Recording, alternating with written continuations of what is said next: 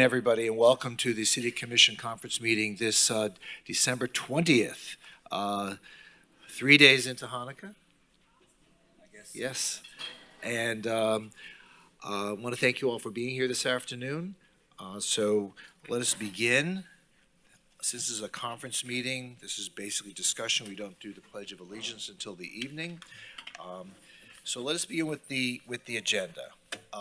We have a communication that we received. I believe it was from the, why is it coming up blank? Hold on. Noise control. Okay, here it is. The Noise Control Advisory Committee. And they have asked that we extend their sunset date to December 2023. And looking at the backup, it seems that they've had some significant interaction with consultants and specialists in the field. I noticed that most of the discussion concerned about businesses and noise from enterprises, as opposed to some other discussions we've been having with regard to noise from vehicles and motorcycles and the like. So anyone have any thoughts on this? Gina, you're not here, you're the chair. And Bill, you're here, the vice chair. Is there a report or anything you want to make with regard to the request? You want to come up to the podium?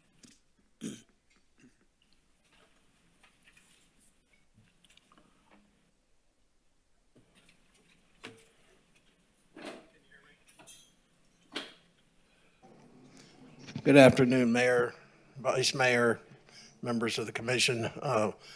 Bill Brown, Vice Chair of the Noise Committee. We've been meeting now just about every month, and it was to sunset in February after 18 months. We were just awarded, or the contract was awarded to the consultant after a few months delay going through the procurement process. So we're just now, at the last meeting, we're able to engage with the consultant. Their report is estimated to be back due to us, their final report into the city, either late August, early September, so that we can act accordingly. And therefore, that's why we are asking that this be extended until the end of the year. Additionally, as reference to the noise of motorcycles and loud mufflers, we've been working with the city attorney's office and the police department on some initiatives that they have going that we've seen some fairly good results from. So that's why more focus has been dealing with residential complaints as far as business in the entertainment district. And those complaints too have seen a decrease, and also with the additional support of the additional 3 or 4 code enforcement officers that would place in this year's budget. So it should help alleviate some of those issues as well.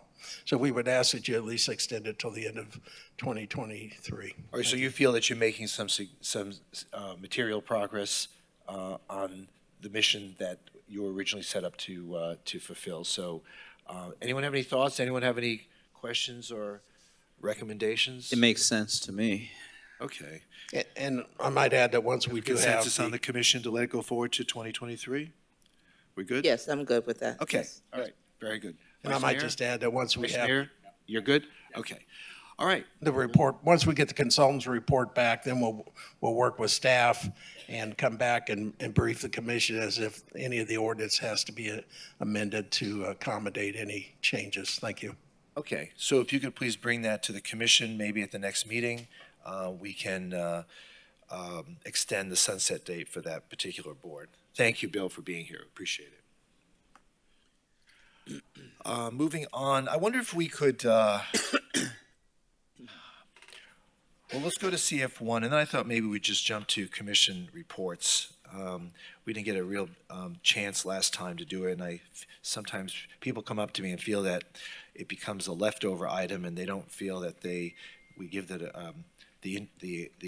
respect that we should with regard to events that have taken place or about to take place in our city. So, oh, I'm sorry. I'm sorry. I understand that, trust me. So let's go with CF1, the quarterly investment report. Who's going to report to us on that? So we have our finance director that is going to provide those updates, and just want to make the announcement that we have promoted from within our new finance director, Ms. Linda Short. Okay, She's prepared to congratulations. discuss this item. Congratulations. Is she handling our Swiss bank accounts? Is that?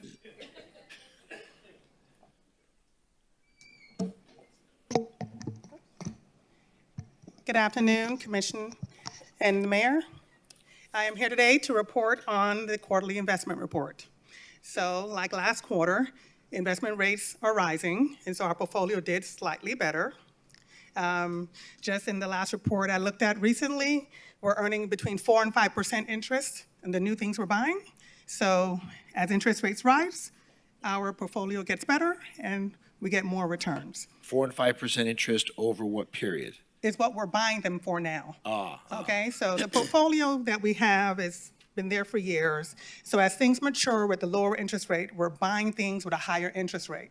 And just last month, like I said, we're buying the rates we're earning now on the yield is between 4 and 5% is what we're earning for things we're buying now. So the portfolio, when you look at it, it doesn't look, over the year, we've earned about $4.5 million in our portfolio, which showed that the market was low at the time because the investments we bought were at a lower interest rate.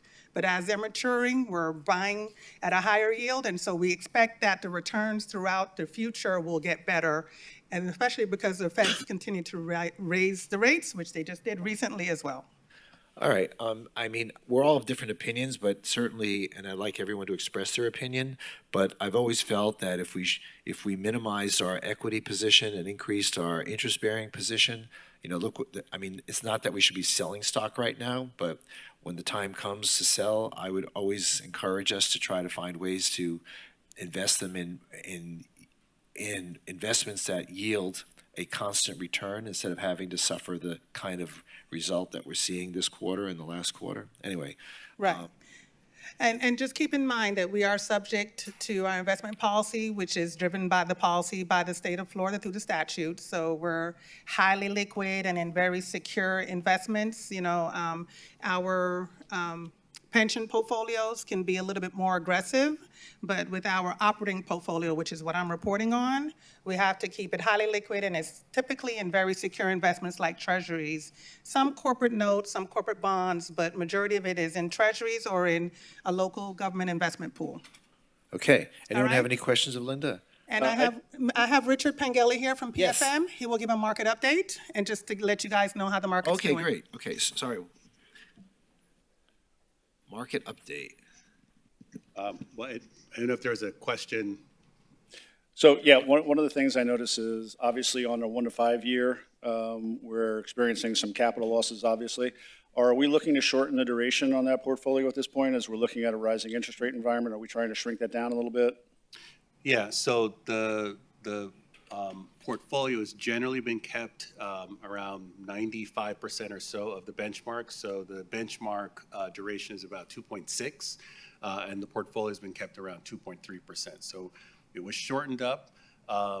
In the fixed income market, the equivalent of market timing, as you'd see in the stock market, is putting everything in cash and then reinvesting in long-term bonds. So we don't do that with the portfolio. That would be sort of a speculative, very aggressive way to try and manage the portfolio. But what we do is do cash flow analysis, right? Long-term cash flow analysis. So the long-term portfolio is sized in conjunction with your short-term investments so that it can ride out multi-year periods of ups and downs in interest rates. The city has a very high cash position. I think something like 40% of the portfolio is in cash or cash type investments. So the long-term portfolio really can ride through this period without us having to pull funds out and putting in cash. But other things that we do besides sort of shortening up the duration a little bit is the choice of the types of investments that we'll invest in. We will try to, for example, with the securitized products, the mortgage-backed securities, purchase commercial mortgage-backed securities, which have a shorter duration, have monthly cash flows so they can pay and being reinvested in the rising rates. So. Okay. Commissioner Beasley Pittman, nothing? Commissioner Glassman? I'm good. Okay. Vice Mayor, any questions? You're good? All right. All right, very good. Well, thank you so much. We appreciate it. So like I said, why don't we jump down to commission reports, and as we enter the holiday season,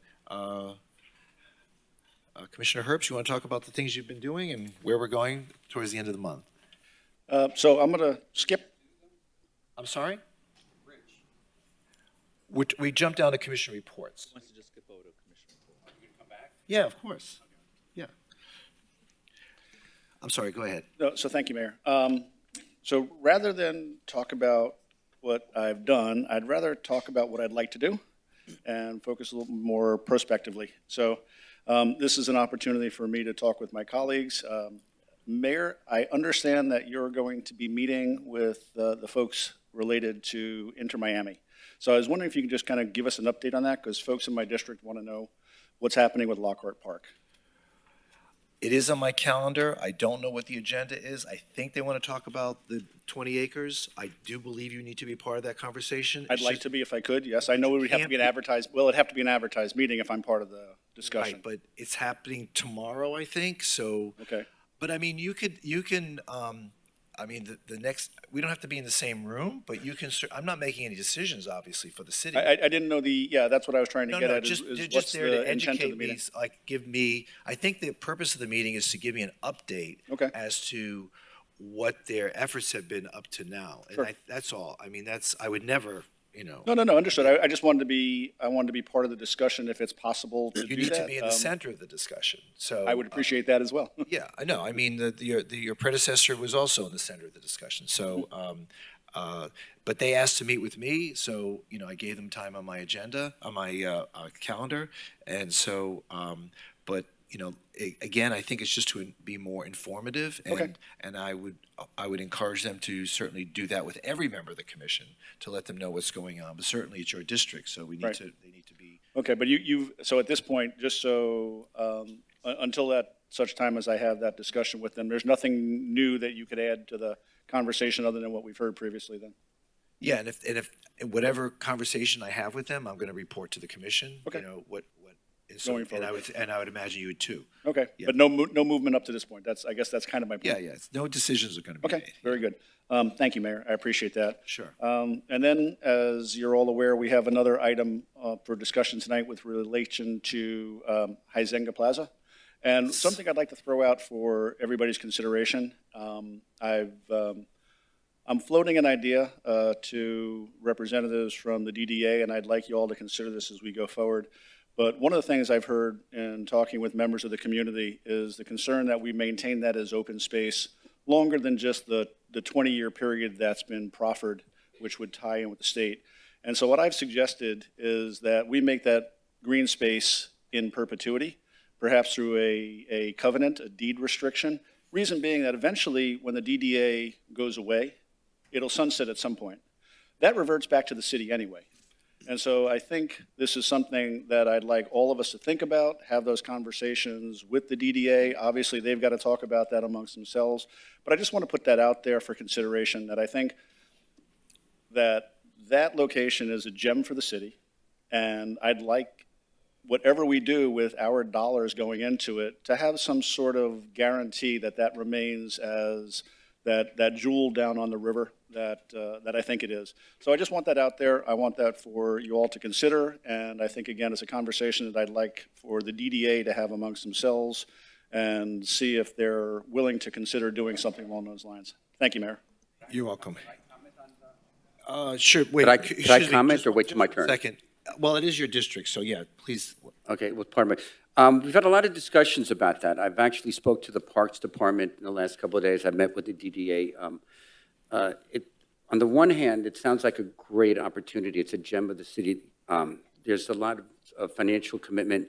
There are some concerns with some people in the downtown and in my district, and they've had like a day to talk to me. I know they've had about 40 meetings, and I'm the new guy on the block, but I am going to ask later on that be tabled. And I spoke to the DDA and their president, chairman, and they were aware that I was going to propose that.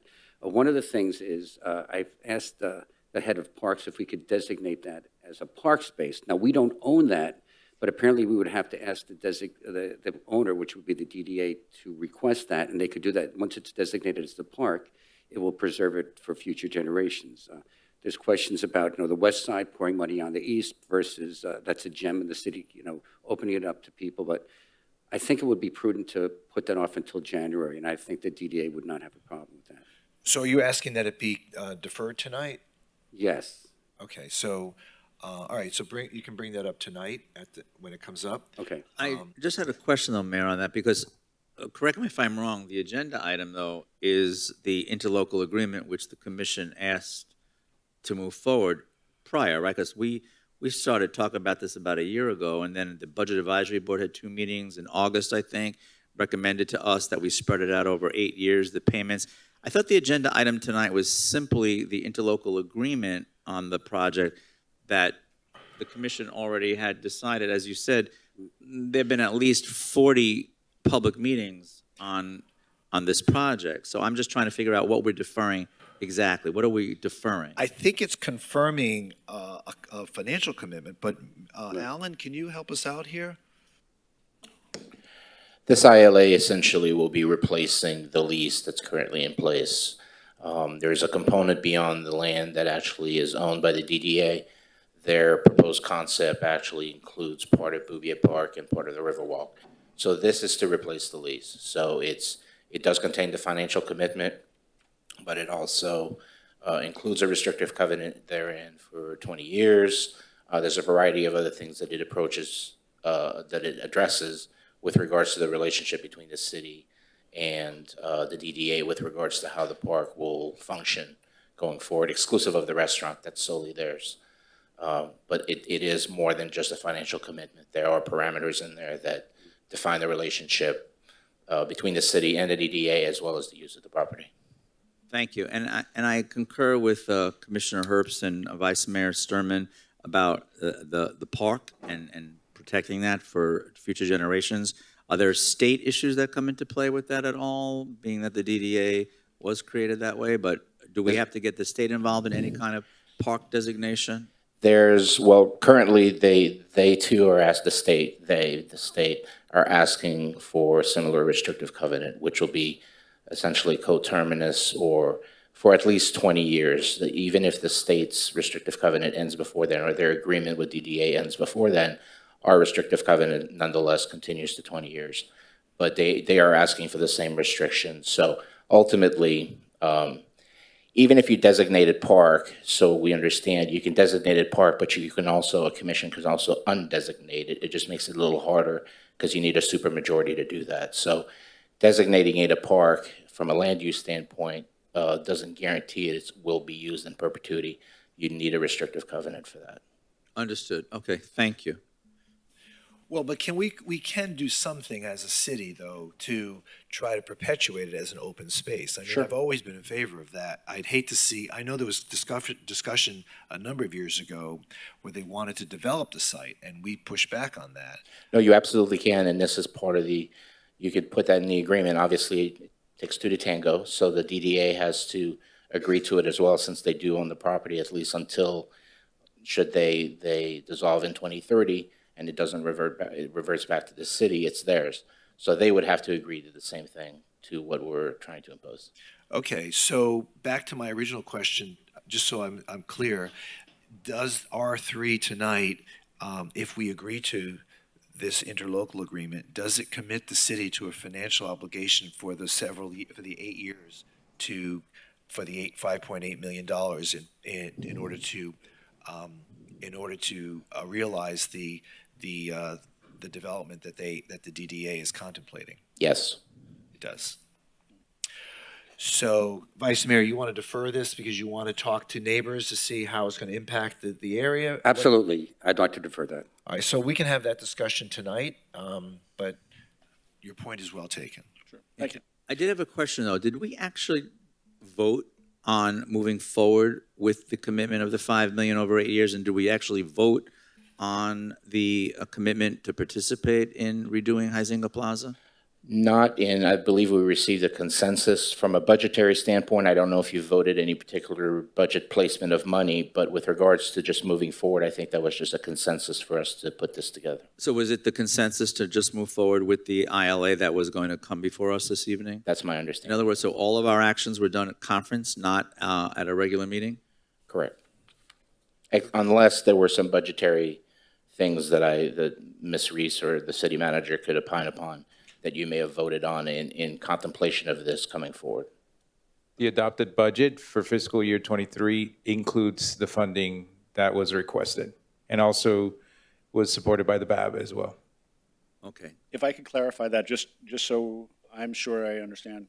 So the funding should be in there just for year one of the funding period.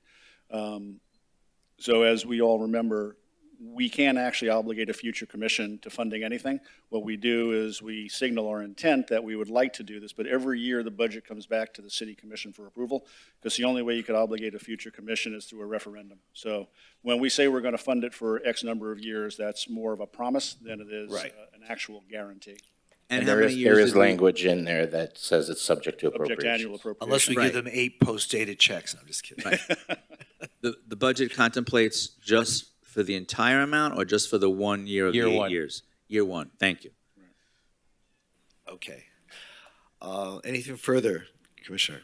No, thank you, that's it. Okay. Oh, and then, yes, we went to a bunch of parties. Thank you. Okay. Got to get you out in the district here. Okay. Commissioner Beasley Pittman. Okay, the red light is on now. Speak, Okay. Pamela. Good I've seen you at a afternoon. lot of events. I've been to some of them. Good afternoon, everyone. In regards to my commissioner's report, I'm a little goofy sometimes, but I'm going to say this anyway, make everybody laugh.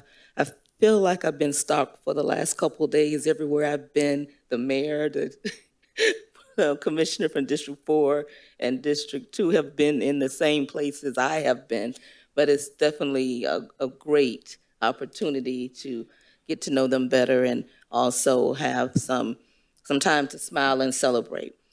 Far as my report is concerned, on December the 9th, I did attend the 5th Annual Heroes Luncheon that's hosted by the organization Flight Center. And their initiative is overall working with children who are in foster care that are aging out. And it was a great opportunity to meet some individuals that are working towards that initiative and helping those young people prepare for adulthood. Also, I attended the Winterfest Grand Marshal's reception that was at the Hard Rock. And like I said, the mayor was there with me. So we hung out that night, but it was a beautiful evening.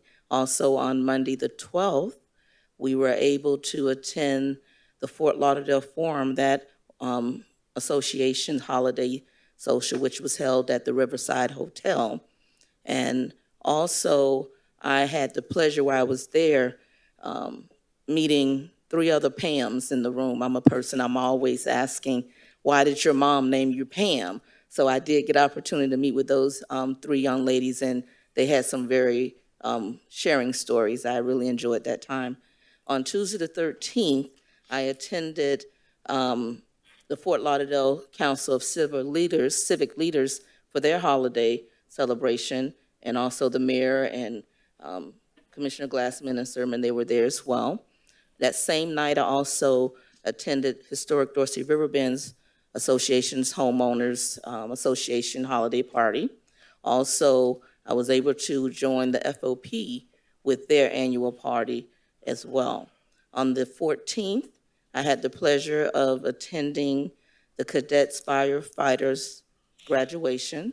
It was 20-plus graduates. It was a very moving and inspiring graduation. It was held at the L.A. Lee YMCA Mizell Community Center.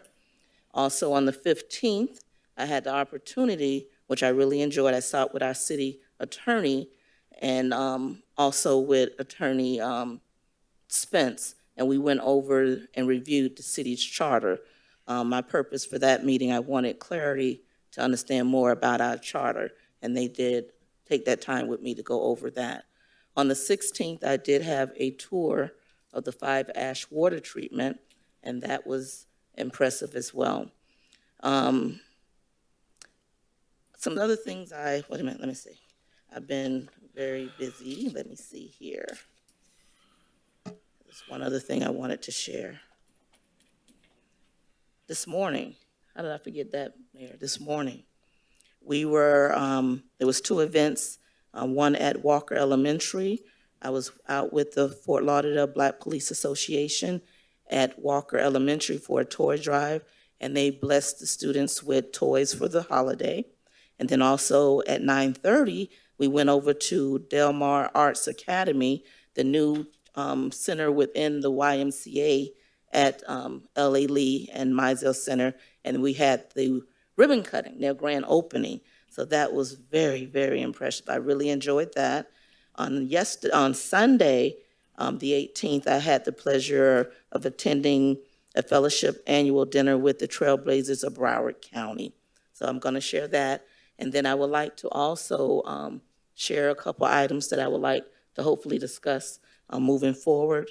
On the agenda tonight regarding events, regarding the MLK parade, the budget that is there are funds, additional funds that are needed, and I hope to be able to discuss that, and we can come to some type of agreement with that. And then also, there's an item on the agenda, and forgive me, I don't have the item number in front of me. The item is where, with our police, with the with the alarm system, with the fines for the alarms, I wanted to have a conversation about where those funds are actually being allocated, and I have a suggestion of where I think they should be allocated. Okay. Is that a conversation you want to have with the commission, or is that something you want to start out with the city manager? I need to know the protocol. Okay. So if we could start here, I would like to do that. If it's mandated I start with city management, I'll do that. But if we could start with commission, I would prefer to start with commission. So we can make that, you want to make that an agenda item at a future conference meeting? Yes. Okay. Very good. Anything additional? That's it. Thank you. Okay. Commissioner Glassman. Yes, thank you, Mayor. Okay. It's been a great active time of year. So many positive things happening in our city. I was remarking to some folks the other day, even, I guess it was Sunday night, it was just a great spirit all over, downtown, the beach, Las Olas. It was the first night of Hanukkah. There was a lot going on, but then you also had a lot of trucks, very happy, a lot of happy folks from Argentina. Please, there was just a lot of sirens, a lot of noise, but it was all really good, very positive, and a lot of smiles, and everyone seemed in a really good spirit Sunday night in particular. Except the people from France. Well, hey, you win some, you lose some. They won last year, right? Or 4 years ago, whatever that was. So that's okay. You have to share that. So let's get started.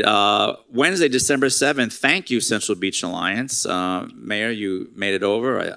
Vice Mayor, you crossed the border from District 4 also, and that was great. A really nice turnout at Cafe Del Mar on A1A.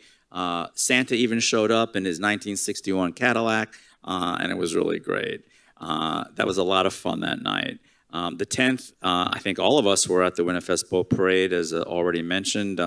Really, really nice, and I'm really looking forward to seeing Tunnel Top Park get finished right in that area where we were, but that was a really nice evening. Tuesday, December 13th, I attended a Board of Directors meeting for the International Swimming Hall of Fame.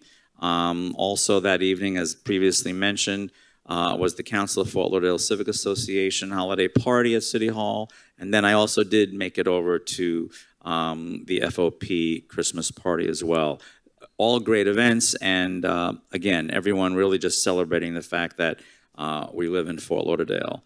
Wednesday, December 14th, Mayor, I joined you, and we were over at the Dolphin Democrats holiday party at the UNCS Business Center in Wilton Manors. Also really nicely attended.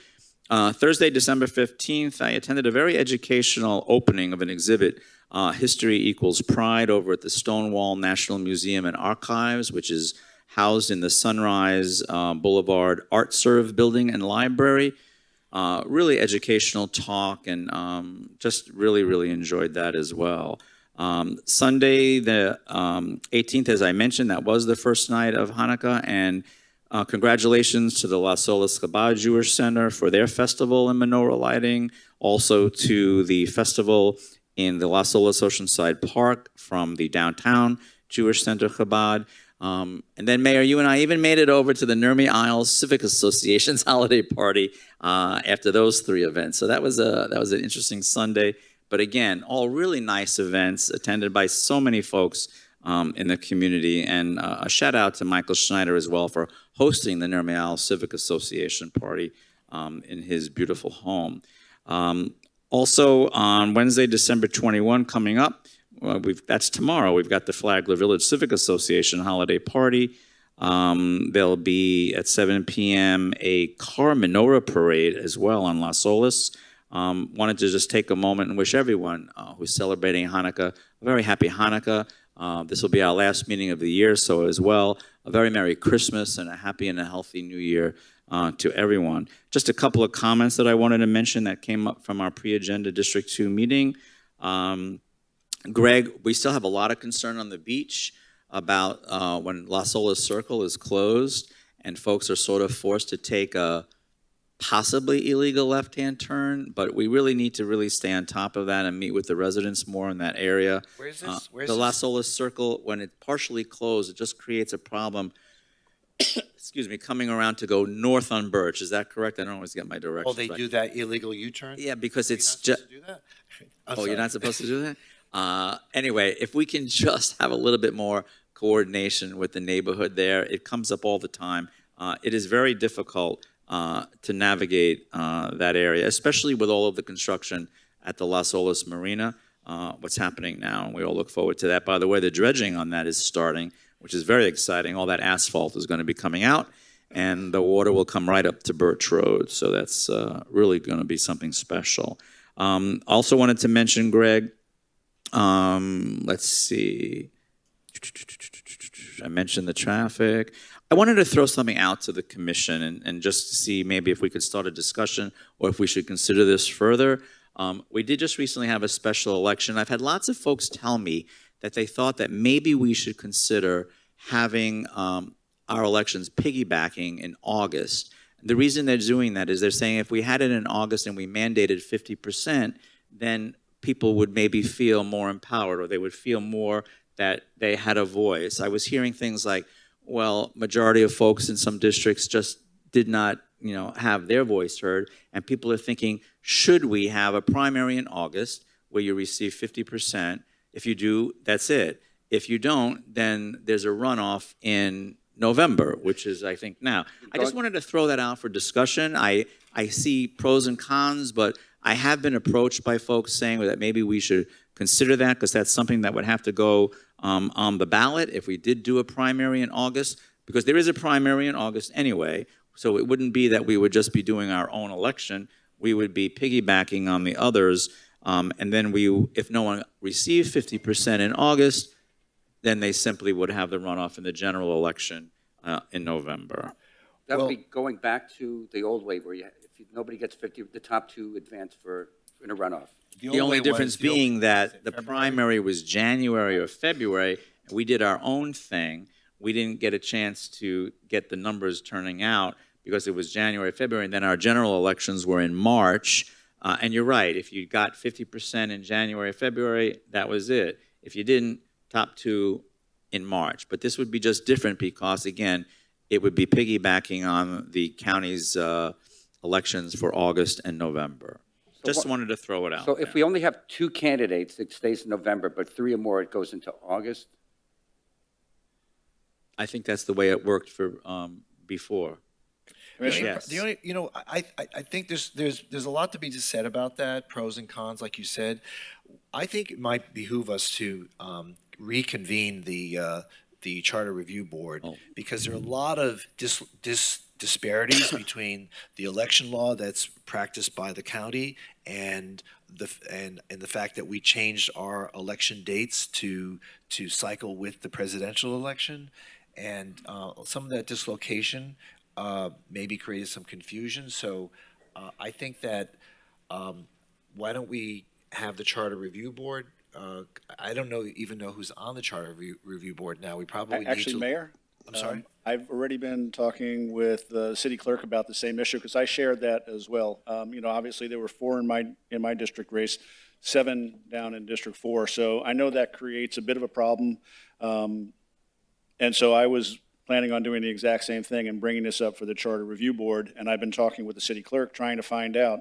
They haven't met, I think now we're talking 4 or 5 years. So as we look at that, we haven't reappointed anybody to that. So I don't think we can say that we even know who's on it right now, because with most of our boards, you've got a holdover, period of time, and we're past that by years. So I think we need to appoint new members, call for that. And so I've been, again, talking to the city clerk's office about, procedurally how we go through that. But that was exactly one of the items that I think we need to address, because certainly we saw the issues in this last election. I don't want to repeat that. Well, I think we've been asking for the Charter Review Board to meet now for over a year. I've been bringing this up regularly for a long time. We should have quite an extensive list now that we've been compiling for them to meet. But then, even as I mentioned at our last commission meeting, our own charter is just in conflict with itself on lots of these issues, whether it's residency, whether it's state issues. We just need to clean everything up, that's all. But yes, I agree. We've got to get that group meeting. If it necessitates us appointing people, let us know, please. Yes. And let's just get this ball rolling, because if indeed we are going to do something with the elections, as we've been talking about, and maybe even moving that timeline, I would imagine we would have to get going, because that would have to go before the voters before the November 2024 election. I agree. I think we do need to go ahead and get the advisory board back in place, and as soon as possible, because that clarity, the interpretation, it needs to be clear for everyone. So, David, why don't you get with each of us and tell us who the specific district or mayor's appointee is. Some of those people may not even live in Fort Lauderdale anymore, so I don't know. But if you can get back to us, and we can make the decision whether to reappoint them or appoint somebody new, so maybe by the next meeting we can reconvene that meeting. Well, and even within that, Mayor, and I agree with you, what is our process? Does the board call for the meeting? Do we tell the board to meet? How do we do this procedurally? The clerk essentially would be probably calling it. We looked at the legislative materials that created. There's no particular procedure for who calls it. The liaison usually can put a meeting together. Unfortunately, you've identified some of the challenges we have since they haven't met for 4 years. We first need to figure out whether they can sit as a board prior to any new appointments, and so on and so forth. But once that's figured out, then the city clerk or the liaison can call the meeting. All right, so to your point, if David can get back with us right after this meeting and let us know who that particular district commissioner's appointee was, and whether or not we want to reappoint them or appoint somebody new. But between now and the next meeting, hopefully we can identify somebody whose name we would like to introduce, and then appoint them, and then ask them to convene. But I think we need to have a conference meeting to discuss the agenda that I think that we want them to review and get back to us with recommendations. Does that make sense to everybody? Okay. And in the legislation as well, so the board is made up, so city attorney, city manager, finance director, they're all ex officio members of the board. So it involves a lot of staff recommendations as well. Okay. So before they come to you with any recommendations, there's going to have to be sort of that meeting with the ex officio members as well. Ellen, we're going to have our goal setting session too. That might be another opportunity for this commission to meet and talk about the things they would like to change. For example, I was never comfortable with the fact that we don't have staggered terms, okay? There was a time when I was elected mayor the first time, I think most everybody was new, right? So that didn't make any sense. So I think there needs to be some kind of, I'm saying we don't have to do it, but think about it. Think about the possibility of staggered terms where we don't all, get voted in in the same year, because we lose institutional knowledge, we lose experience, and we lose continuity. So something to think about. But there's a number, as Commissioner Glassman said, we have been asking the possibility of that Charter Review Board to meet over a year now, and we've because identified a good amount of, a lot of cleanup items. For example, a lot of cleanup. our special items. meetings can be called within 6 hours. Yes, our charter says that. Can you do that? Sure, but doesn't necessarily comport with state law and notice. So we want to clean up some items with regards to how it comports Okay. now with state law. And if you can appoint somebody on your team to be the advisor to bring those cleanup items to their attention, that would be helpful. Mayor, just to clarify that the 5 people on the board currently are in their terms right now. They have been reappointed, so they are in current terms right now. Okay, Yeah. that's good to know. Thank you. So I'll send the list to the Who commission. is my appointee? Gina Ellis. Okay. Have we made appointments to that Charter Review Board in the past year? Yeah, your appointment is from June 16, 2022 to June 15, 2023. Okay, but we have been appointing and keeping the Yes. terms current. Mhm. Okay, are there restrictions on who can serve on the Charter Review Board? I'll have to pull the legislation and Can any See if member, there's anything can any member of the specific for it. commission change their appointment? well, the newly electeds, yes, because they have 6 months to decide whether they want to reappoint who was there before or if they want to switch it up. Okay, so keep that in mind if you want. Yeah. Okay. Thank you. Thank you. Okay, continue, Commissioner Glassman. I'm good, thank you, Mayor. Okay, Vice Mayor. I'm a little new to this, but I think I'm going to go John's route as opposed to listing where I've been. I just want to go some items of concern. I have 6 things I want to bring up. First thing I want to mention is it looks like the school board today did approve of redoing the cafeteria at Stranahan High School, and that's a big victory. I think it's this morning. Number 2, The new cafeteria? I believe so, yes. I don't have the details, but I heard it, the school board today just approved Okay. the new cafeteria. Number 2, I'd like to read something that was sent to me about a while ago, and just once again, Thurgood Marshall Elementary on 13th Street is having a toy drive, and I don't know if this is the place to bring it up, but is it appropriate to mention that? Okay, toy drive on 13th Street, bring unwrapped toys for boys and girls aged 5 to 11 to Oddball's Nifty Thrift Shop in Davie, at Dixie Highway. Number 3, the problem with going last is like when I was running for office, you'd be the last person to get up there and say something, and the people before you said it all. It would have been charter review, and it's all been said ahead of time. And the questions that I would have is, do we have a chance to reappoint new people? And obviously the answer is yes. I'd like to set a target date for sometime in January for them to actually, if possible, have their first meeting for all the reasons that you guys said ahead of time. And yes, Steve, I think it's a great idea to have runoffs. Nobody gets over 50%. I think you should have a runoff at that particular point. Number 4, I just want to touch upon, bring it up to you guys about the tree ordinance. My district wanted me to see if we could get that rolling again, talking about that, any discussion about revisiting the tree ordinance. Last 2 things, I'm going to start by saying, Mr. President, it's been a pleasure working with you guys, getting to know you. Every one of you is dedicated. The friends I've dedicated to the city. And the last thing, this is not going to be easy to say. I had a chance to review last meeting. Last meeting wasn't the time to bring that up, but going through what happened at last meeting, what we've seen in the news and on TV, John did bring up an issue that went forward with no seconding, so it wasn't even discussed. I want to get the feedback of this group, and I'll start with John, if you could just give us a recap. The election issues that you had a concern with, I don't want it to look like us as a commission is ignoring an issue here, and we might need to do something with that. I don't know what it would be, but we have to at least discuss it. John, can I defer to you to the things that you would have said? At last meeting was not the time. I think cooler heads are prevailing, and maybe just what we should or should not do. John? So thank you, Commissioner Sturman, for bringing that up, but at this point, I've said what I had to do on the issue, and I don't have anything further to say at this point. I think I made my position clear at the last one, so if anybody else on the commission wants to pick that up and run with it, certainly they're welcome to do that, but I'm not going to pursue it any further on my end, so thank you.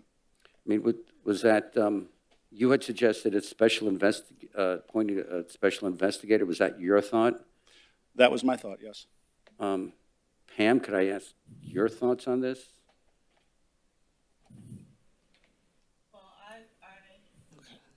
This red light, I can't see it when I push the button. My thoughts on that, I believe that we have had a great discussion about it. We came to an understanding where we were going to have a review and evaluation of city manager. And the other items, if I don't have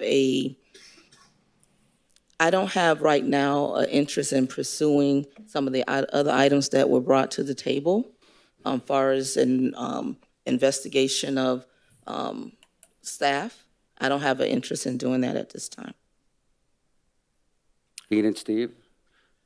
I mean, Steve. What are we getting at here, Vice Mayor? Well, whether we should do anything about the issues. I think the consensus here is that, everyone has said what they wanted to say, and according to Mr. Herbst, Commissioner Herbst and Commissioner Beasley Pittman, that, they're prepared to move on, and I believe Commissioner Glassman has previously indicated that. I know I have.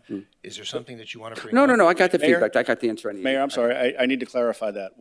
So just to be clear, I'm not happy with how the issue was resolved. What I said is, I'm not going to argue the case again. So just to be clear, I'm not satisfied with the resolution that we came to at the last meeting.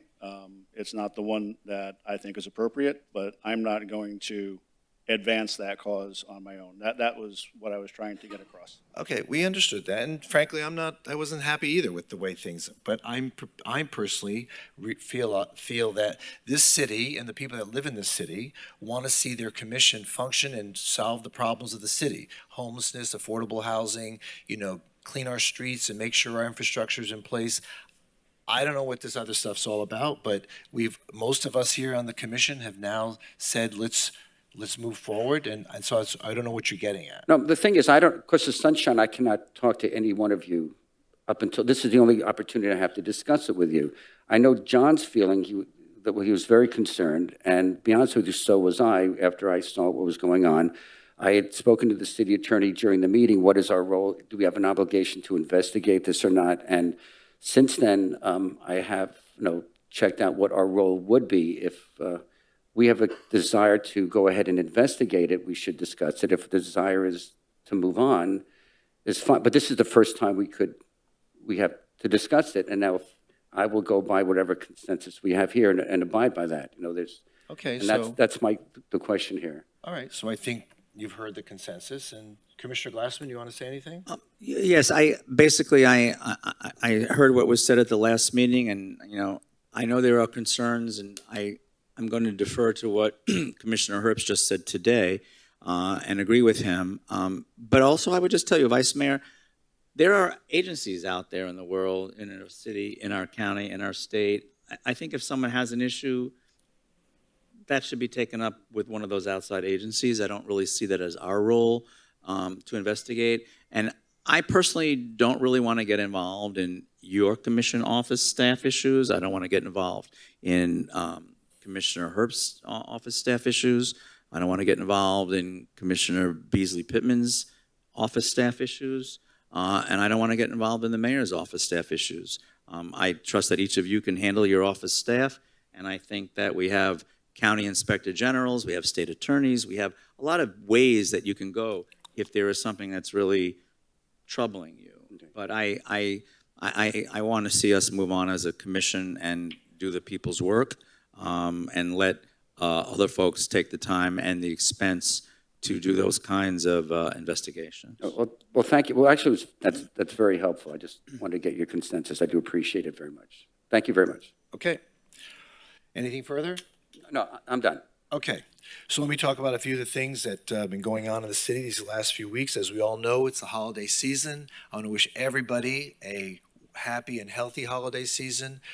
This past week, we had multiple menorah lightings, and prior to that, we had multiple tree lightings.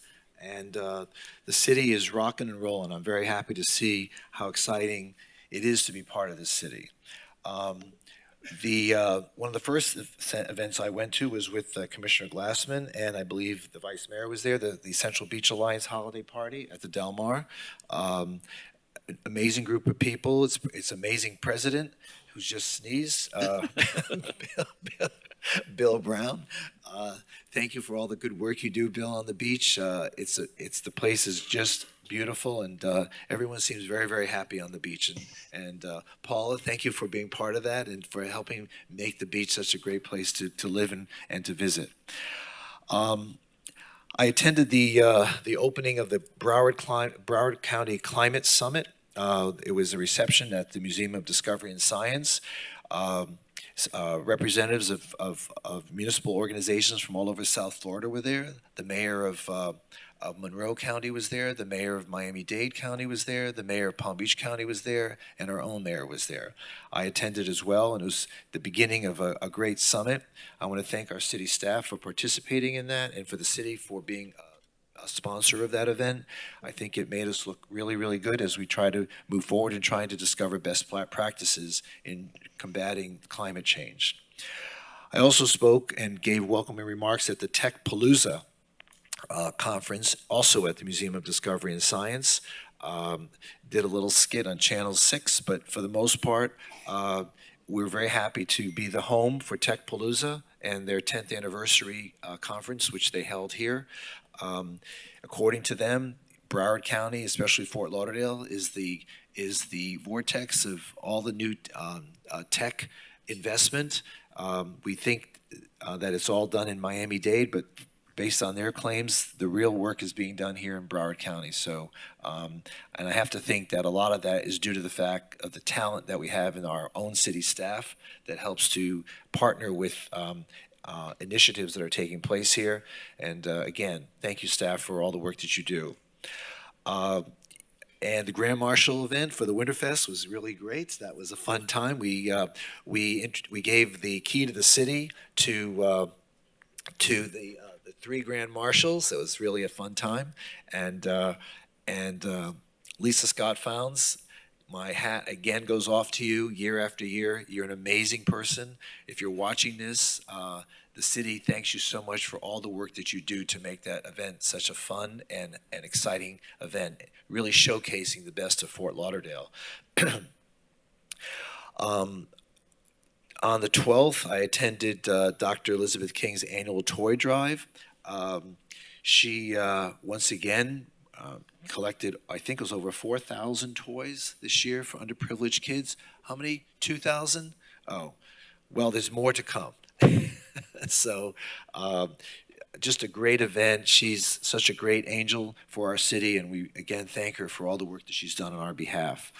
I also attended the Forum holiday party at the Riverside Hotel, and got to meet a lot of people whose paths don't often cross during the course of the year. So it was really a great opportunity to interact with folks there at the Riverside Hotel.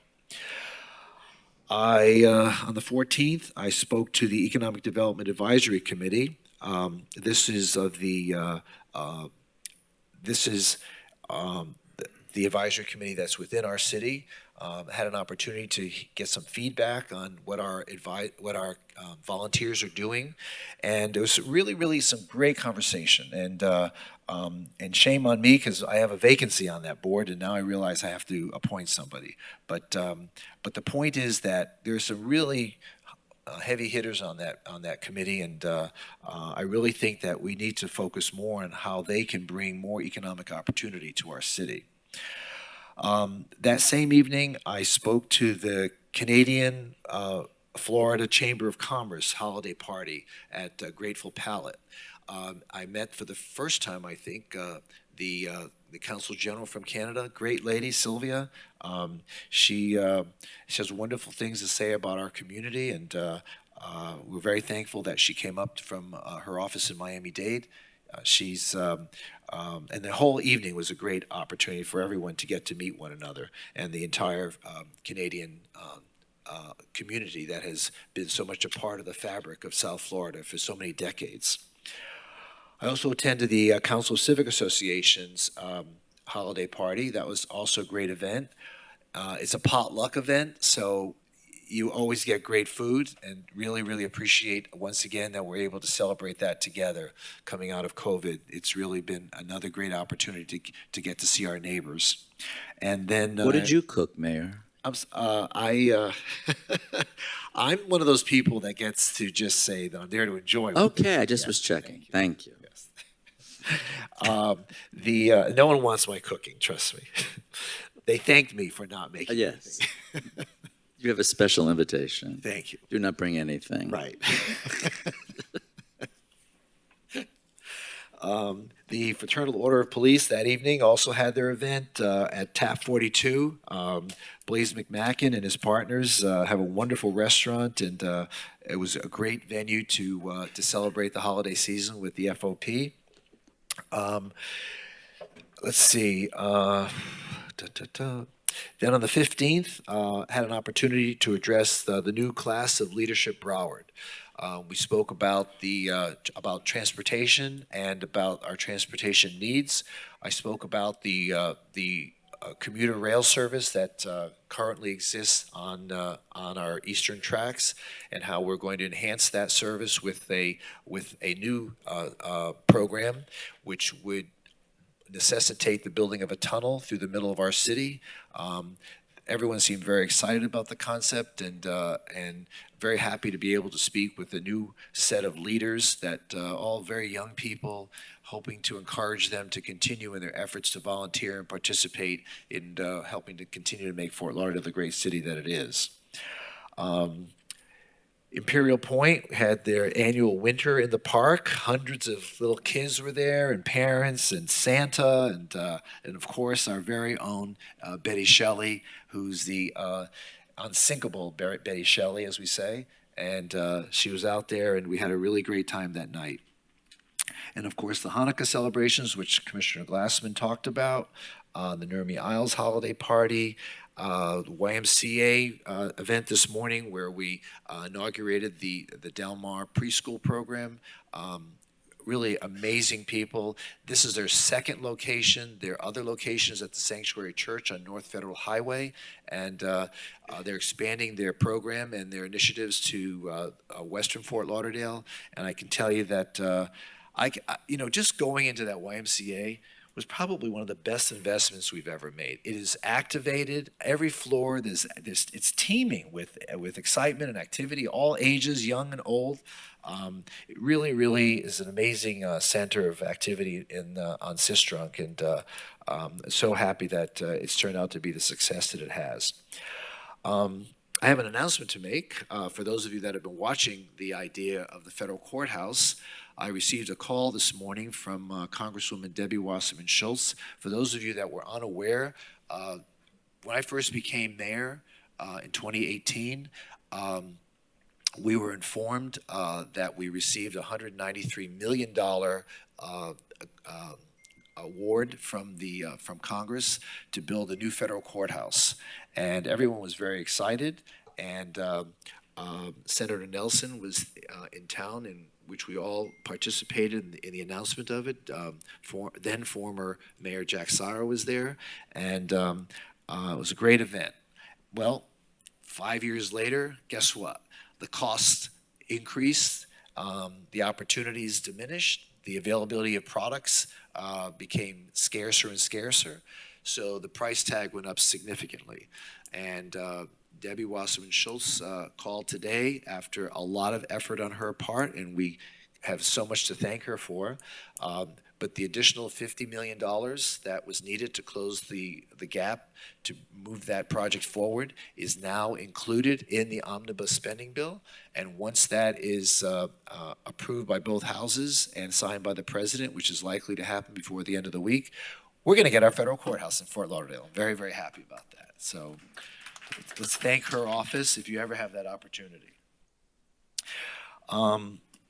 Okay, so upcoming, we have Christmas coming up this weekend, and make sure you get all your sweaters out and your long underwear because it's going to be a cold snap coming through. So I also want to wish everybody a happy New Year's. You can see on the dais in front of us, we're having the annual countdown, the anchor drop over there on Himmershey Street. I hope you all can come out for that. It's a wonderful celebration that this city began a number of years ago. And usually we see many thousands of people out there. It's a great way to bring people together and to bring in the new year. So really looking forward. So I hope everyone from the commission, I'm not sure if anyone has plans to go away, but if you... Sorry. I know, Commissioner, you'll be there in spirit. I will. Okay. I'm sorry. You can live stream it, on your computer, okay, when you're in Antigua, wherever you are. So, but I really encourage you all to come. We'll all get on stage and do the countdown, and it's really a fun night. So that's pretty much it. We've got a lot going on in all of our private lives. So I wish you all a healthy and happy holiday season, everybody on the commission and everybody who's listening. And so let us continue with this afternoon's agenda. Anyone else have anything to add? No? Okay. So let's begin with business one, city-sponsored events. Mr. Chavarria. Yes, thank you, Mayor. So as part of our commitment to the commission, we are providing a detail of the events prior to the quarter.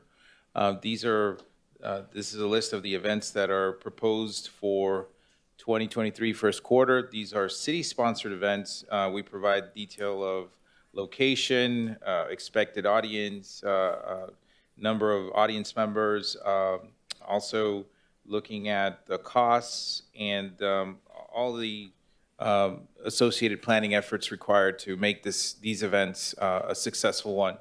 I have sent to you all this morning a memo outlining 2 additional requests that have come forth from the event promoters.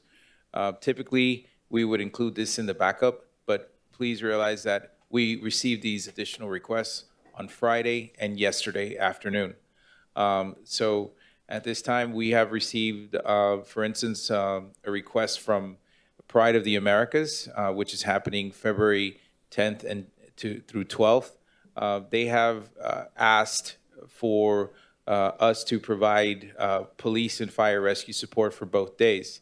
Currently, the budget that is allocated for this event is $1,500. The additional requested funding to support public safety for the 2 days is estimated to be $58,000, $58,664. In return, the event sponsors, they aim to provide platinum level sponsorship recognition along with additional marketing efforts. And what that does is it provides presence of the city's logo in many areas and many channels. And so this is something that I'd like to receive direction from the commission if it is your desire for us to sponsor such requests, additional requests. And then the second item that came forth, I believe Commissioner Beasley Pittman raised it. Commissioner, would you like to elaborate? I mean, I have the detail if you'd like. I don't want to speak before you.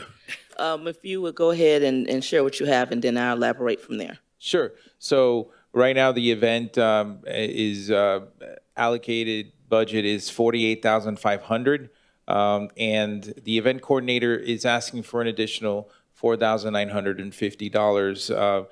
It is expected that with this additional funding, the event will be very successful and inclusive, and also have all the different amenities that have been have been requested by members of the community. So these are two items right now that are add-ons, if you will, and would like to get direction from the commission. Greg, what was that amount? I'm sorry, for the MLK, in addition to the... For the King Holiday Parade and Multicultural Festival, so that this is a two-day event. Yeah.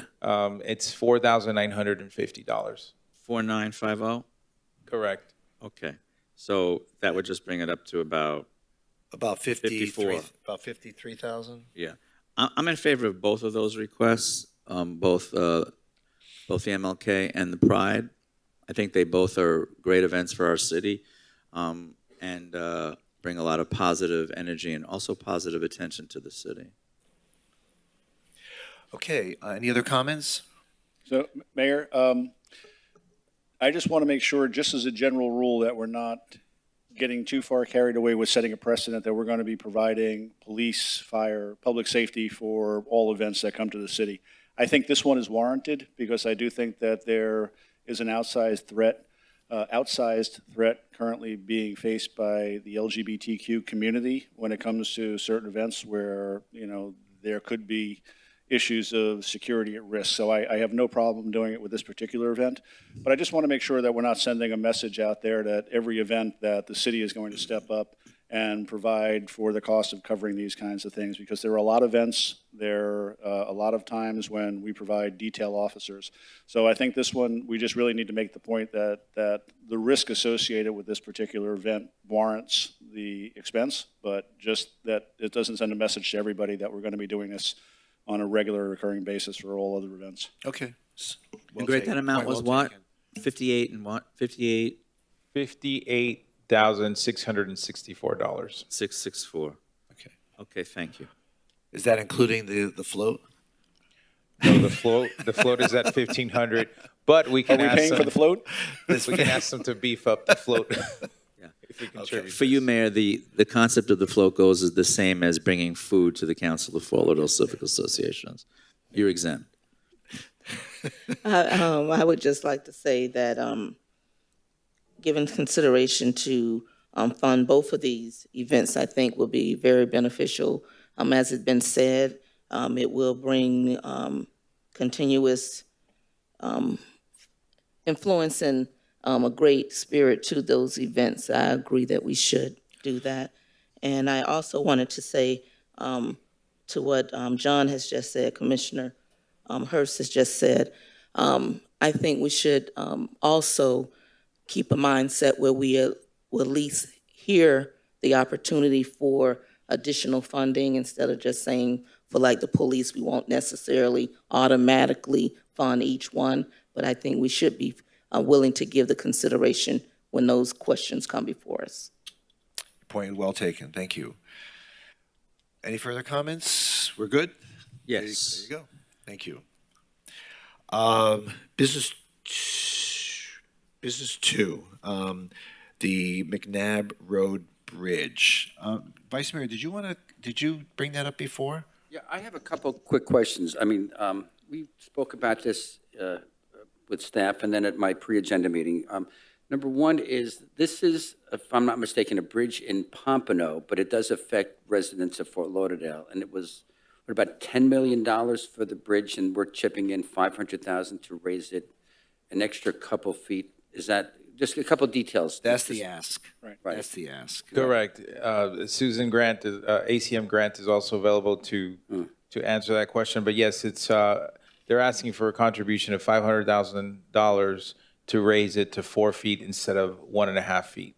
And before we get into that, 4 feet. if I may, as the district commissioner, so I asked the city manager to put this on the agenda. So let me just give you some background as to why I wanted to bring it up and what I'm looking for from my colleagues up here.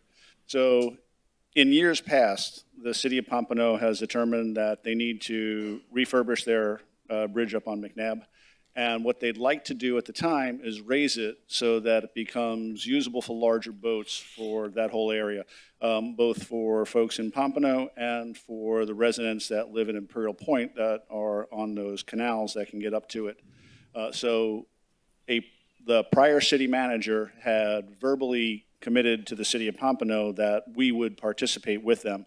As the city manager said, it's a substantial expense, and it's being absorbed, 95%, if you will, by the city of Pompano, which it should, because it's in their city, it's within their corporate limits. They've asked us as a good neighbor if we would participate with them to the tune of $500,000. They did a study which shows that the value of the properties that are waterfront within District 1 would benefit, but candidly, there's not enough benefit there that would offset the cost of our participation. So I just want to lay that out. The reason that I asked this to be brought forward is this is a lingering issue. This is something where Pompano has asked us to participate. We indicated on a kind of handshake that we would, and we need some conclusion to this one way or the other. If we're going to join in with our neighboring city and partner with this, then we need to move forward with that. If the answer is no, then we need to tell them that as well. But I do think we need some finality to it. Part of it has to do with the financial aspect of it, which candidly is an issue. The other part has to do with the legal interpretation, which Alan can provide a little bit later, about determining whether there's a public purpose for expending funds outside of the city. At the end of the day, the determination of public purpose comes to us. There's legal guidance, but it's really the commission that makes that determination as to whether we think there's a public purpose for it. We're guided by the attorney's office, obviously. So I just want to lay that out there, that there's some benefit to District 1 on this, because those homeowners that have boats in that area that utilize that bridge, it's fairly low, and it reduces the size of a boat that you can have. And again, there's at least a verbal commitment to the city of Pompano that we would share in this with them. But again, I think this is really a determination for the commission as a whole to think whether there's a public purpose here. If not, let's move on from that and just let everybody know. Could I ask between you and the city manager 2 questions? And again, this is your district, so you know it better than I do. Number one, how many Fort Lauderdale residents is this affect? About 130 or something like that? 135 properties. 135. Number 2, and John, again, it's your district. I would imagine the value of those properties would increase with this bridge. Is that correct? They will. They'll see a fairly good size increase with it, but of course this is primarily homesteaded properties, so the tax revenue that comes back to the city is constrained by the Save Our Homes. So at most it'll go up 3% a year. Save Our Homes is either 3% maximum or rate of inflation, which historically for the last decade or so has actually been below 3%. Right now it'll be 3% because inflation is running at 6+. But again, candidly, I don't want to suggest that we're going to recoup the $500,000 because we're not. There's not enough revenue that's going to come back to the city on an ad valorem basis. This is not a financial deal. This is one where we're simply saying to our residents, we are the Venice of America. We are a boating destination for people, and we want to make it easier for you to participate in the boating lifestyle and have sort of the vessel of choice, not be constrained to something that's going to fit under a very low bridge. So it's a matter of whether we support that in concept, and if we do, then this may make sense, but it's not a financial deal. Well, the other question is, again, it's your district. Being that the value of those homes are going up, have we ever explored maybe assessing the people who would benefit most, having them shoulder the burden of that cost as opposed to the city as a whole? So I don't think that it meets the criteria for doing an assessment. I don't think And you I'll can let the do city it attorney because speak to that. the bridge is not in our city, so I don't think you can do that special assessment Right. on a bridge that's not in our city. Right, and we've had a very similar discussion in the past when we talked, for example, about dredging canals. So, there's an argument that's been made that when we dredge a canal, we should assess the property owners on the canal. And the other argument is made is that it benefits anybody far that's going to that use the went. canal. Right. Well, I think I'll defer to your judgment, Commissioner. I have a question. Yes, ma'am. Has this type of opportunity has been presented to our city before, where we've had another city owning a bridge and we have contributed? And if so, who was it and how did that go? The only other city I would think would be Wilton Manors, that we share waterways with. Do we share waterways with Dania Beach at all? I know that we participated in the painting of the bridge, but Right. But that was a minimal amount of money. It was Yeah. a couple $1,000s. But the thing is, what extra height is going to be added that will allow these mega yachts to now go through. I don't know if it's a mega yacht, and I'm not sure how tall a mega yacht is. But the bridge currently is 7 feet above mean high tide level. Okay. And this would raise it 7 or 4 above that. So It'll as be we did the 11 math feet? yesterday, it was 11 feet above the mean high tide. But they for sure will only, on their own, do 1.25 feet higher? Is that for sure? You know, they have not indicated one way or another to me if they don't get the 500,000, if they will only do the 1.25. You know, we just have the ask of the 500. And this first came to us how long ago? A long time ago, This has right? come to us several times, and to be honest with you, John, And that's it. This has been around for a while. If the previous city manager gave them a handshake deal, I don't know on whose authority that would have happened, because, and maybe there's a misunderstanding. I had multiple conversations with Chris Lagerbloom, and I never personally ever said, you know, let's do this. So I hope the folks in Pompano Beach didn't misunderstand his representations, because I can't imagine Chris have given them a wink and a nod that we're going to do this when there was never a consensus on the commission. You want to talk about that? I don't want to over characterize that. Okay. I think the idea is perhaps a willingness of the city to participate. I don't want to suggest that Mr. Lagerbloom, firmly committed the city to doing anything. What I said, what I would suggest is that he implied a willingness for the city to take a look at this. And I know when I was city auditor, this came up, this was probably 2 years ago, year and a half ago, and we took a look at it at that time. So to your point, it has been around for a while. Right. Pompano has asked us several times to come back and revisit it. And again, if the answer is no, that's okay, but I think we just need to give, our neighboring city deserves an answer one way or the other. When was the agenda item? This came to us, though, as an agenda item, and we didn't do anything. I don't know that it came as an agenda item. I know that the District 1 Commissioner had brought it up several times at conference, and there were indications that we would go ahead and follow up with Pompano Beach. I've been dealing with the city attorney. Mr. Lagerbloom dealt with the city manager, and since then, Mr. Chavarria has dealt with the city manager.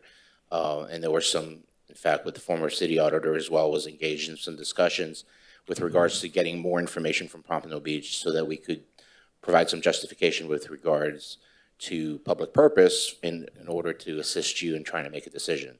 And that's been the delay since then, is trying to analyze that data that we receive. So how would you define public purpose, and especially as it relates to this project? Well, public purpose obviously is what it means, is that there's a public purpose in the expenditure. For the entire public or just for some of the public? Well, that's relative. I'm just, You're I never, think it's important to you're never to going know. to, I think it could be partly.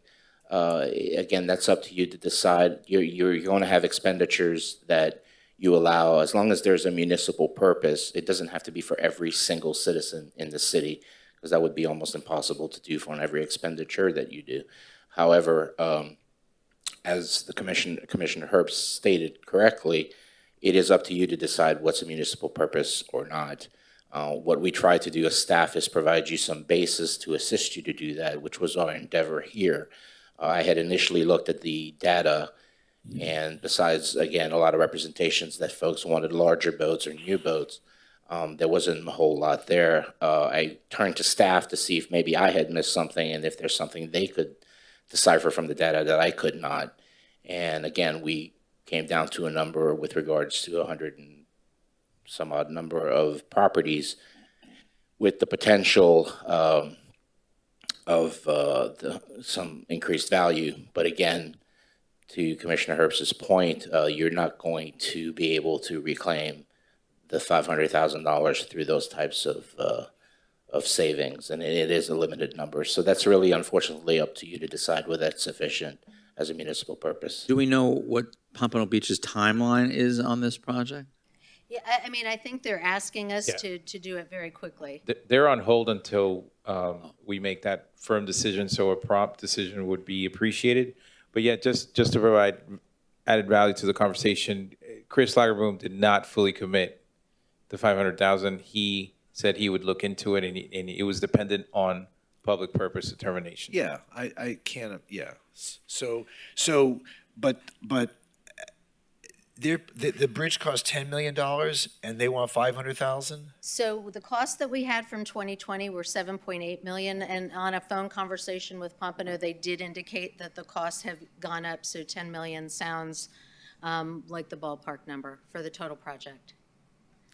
And they're funding theirs from general obligation bonds, their portion of it. And one other piece of information, it was included as a line in the 2022 operating budget, wasn't expended, so that amount did fall down to fund balance for 2022. It would come from the fund balance? Well, no, it fell down to fund balance because we didn't spend it. Oh, So but there was a we did line item in allocate the budget. 500,000 in the last budget? We did Yes. allocate 500,000? Yes. All right, so what's the pleasure of the commission? I'm just not seeing a true public purpose here for the city to spend $500,000 on Pompano Beaches Bridge. I'm just not getting there, I'm sorry. Commissioner Beasley Pittman, any thoughts? My thoughts, I do not see the purpose of our city commission, our city, putting this type of money, allocating this fund for the Pompano Beach Bridge. Okay, and Vice Mayor? I'm going to trust John's judgment on that. I'll support. Yeah, I whatever. think, John, you're in favor of it, right? It's your, So I'm in favor of this because, again, it benefits the residents of my district, but I accept, the will of the commission on this. Again, like I said, it's up to all of us to determine whether the public purpose is there. I think, as Commissioner Glassman said, not everybody is going to utilize this particular bridge, this walkway, but the same could be true of a lot of other things that we do. If we build a sidewalk in a particular part of the city that I don't live in, I may never utilize that sidewalk, but it's there if I want to. Same thing with raising this bridge. If I want to take my boat up the canal and go visit friends, I can do that. So it's a waterway that is utilized by anybody that wants to utilize it. It's not just for the homeowners. This isn't private property. It's not a gated community.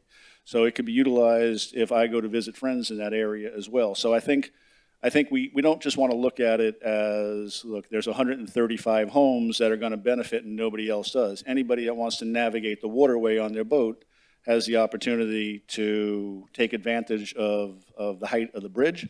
But again, it would be disingenuous to suggest that the entire boat-owning population of Fort Lauderdale is going to be up that canal at some point. It reminds me, I have an apartment in a building here in Fort Lauderdale. It's on the second floor. And when I used to live in that apartment, never used the elevator. Never. And now they want to replace the elevator.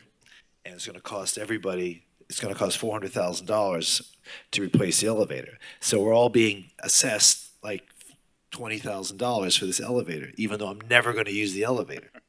Right. But I have the right to use the elevator. Mayor, could I just ask, where are we on our bridge program? I mean, we know that we have bridges that are in need of repair, correct? Would You're right. this $500,000 assist our own city in terms of bridge repair or maintenance? Or, I mean, I know that our bridges, I know of several even in my district, but where are we on I'm going to ask infrastructure Director and bridge repair in the city of Fort Lauderdale? Director Dodd's going to come up, but certainly we have a myriad of projects that can use this funding and to accelerate improvements. Like the Sospero Bridge, when we had that whole discussion about Maybe. the Las Olas Mobility Working Group with, and we know that that bridge was identified as needing a lot of work because it's in bad shape. So I'm just not so eager to commit $500,000 of City of Fort Lauderdale taxpayer dollars to another city when we could use that money for our own infrastructure on our own bridges. That's just where I am right now, I'm sorry. Maybe you're right on that one. Mayor, Commissioners, Alan Dodd, Public Works Director. The city owns 53 bridges. Out of those, 20 of them are functionally obsolete. We've identified, I believe, 26 for replacement at a cost of $111 million. And I believe it's 22 that need repairs with about $5 million in estimated cost for those. So we do have a bridge master plan, and we're working towards the priorities on our bridges. And what are we doing in terms of the master plan timeline? Certain bridges have priority because of their condition, and they are earmarked to go first? Yes, and also we use that priority for putting in for the CIP, and we have a number of bridges that are funded for design or construction over the next 5-year cycle. And we've also put in for a number of grants to help to augment that. There's a program we applied for, we can get approximately 80% of the funding from a grant opportunity, and we provide the other 20% as the match. So we're trying to look Okay. for opportunities to invest more in our bridges as well. Because that's a big ticket item. That's, you said 100 and something million, did you say, for our bridges? The estimated cost to replace the bridges that we have identified for replacement is approximately $111 million. Well, I think you've solidified my decision on wanting the $500,000 for our own bridges and our own infrastructure. We seem to have a big gap there. So again, these are taxpayer dollars. I think we need to keep them in Fort Lauderdale. Well, and that, you've raised a very good point, though, because I have probably never driven over any of those bridges into the aisles. So if you're living up and down any of those little finger roads over there that serve 30, 40 houses, you know, I've probably never utilized those. Well, no, I'm not talking about those. I'm talking about the Sosboro Bridge, which is on Las Olas No, I'm- Boulevard. so- I'm sure you've gone over the Sosboro Bridge. I have, but I've By never- Coley I've never- Hammock. I've Everyone goes Las Olas Never Boulevard. gone up into any of the aisles, though. We've repaired those. But you bridges. can. But you can. And you can You use the one can, on and you can McNabb. use his elevator, and you can. And you could use the one on, and you could use your boat to go under the McNabb I one. certainly can. Okay, all right. So I think it's not about are you going to utilize it, is to Right. the mayor's point, might you at some point ever want to use that elevator? All right. I got Would the you. residents, those 135, have an option, maybe going to Pompano directly, or did they have any other option to do it on their own? Well, they can always do it on their You own. can write a check. Oh, wait, well, now that they're doing a $10 million bridge, it's, you know, you're not going to do it. Our contribution, I don't think is going to impact their ability to do it. It's just, they're just Well, they're going to seeking, raise it higher, right? yeah. If I can ask a question, please. I'm asking the question. Yes, ma'am. With the property owners, I had a different number. I had a higher number of 291.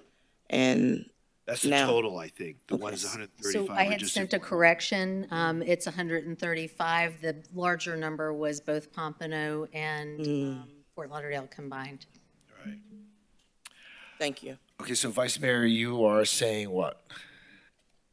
You agree with Commissioner Not that they Glass? would build it themselves, that they could come up with the extra $500,000 themselves. Not that they're going to build a whole nother bridge. The 135 houses maybe have another option to fund the differential in height on their own.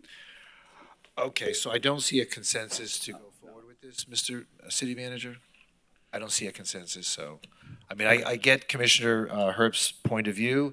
It certainly would help the 135 homes to some degree, but I don't see a consensus to move forward. All right. Thank you. Thank you. All right, so the final item here is the city attorney performance review. This was something that the Vice Mayor asked to bring up. Mr. Vice Mayor.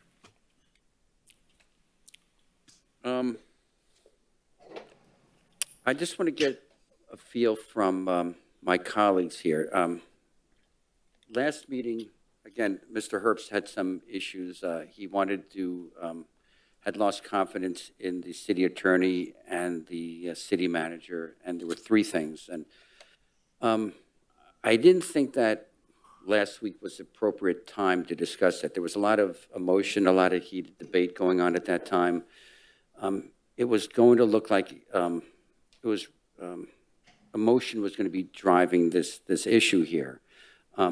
Since then, I've gone back to the community, and in my community, this goes back several years, but even on the campaign trail, and I spoke to the presidents of my district as well as in my pre-agenda meeting, and I don't want to, this is not to embarrass anybody or to bring anybody through the mud or anything, but we have a group up here, a new commission. With that, there's a new vision. These positions have a lifespan, and it's the consensus, overwhelming consensus of my district that the vision for our community and the vision for the attorney's office is not in line anymore. And the question is, do we want to continue with the employment agreement with the city attorney? I mean, it's nothing, don't want to be personal or anything, but just a matter of, I have to answer to my constituents. It's just something that I was asked on the campaign trail. It's not necessarily related to the election, but the election issue didn't help at all. And want to put it out to my colleagues, is it time to go in a different direction with the city attorney's office. Mr. Boileau, how many years have you been with the city as an attorney? As well as I was first an assistant city attorney, well, going back to 2001, I was outside counsel, and then I was hired in 2014 as an assistant city attorney. And since March of 2018, I've been sitting in this seat. Okay. And you've handled a number of cases on behalf of the city? Throughout my career, yes, quite a few on all. Again, as outside counsel, I would handle them more personally and trying them. Since city attorney, obviously, I don't have time to have 12 dedicated assistant city attorneys that assist me with that, as well as sort of a stable of outside counsel that we necessarily need to use because of the volume of litigation. That's just on the litigation side, but the amount of cases we have, we need outside help for that, which is provided for in the charter. So, Vice Mayor, tell me, over all those years that Mr. Boileau has been here, how many meetings or encounters have you had with him in his work?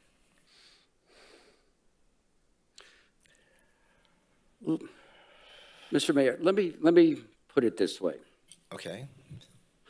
Going back to some of the decisions, going back to when the wave was going to be unraveled, issues with vacation rentals, issues with code enforcement, the interaction with the community, just the tone of the department.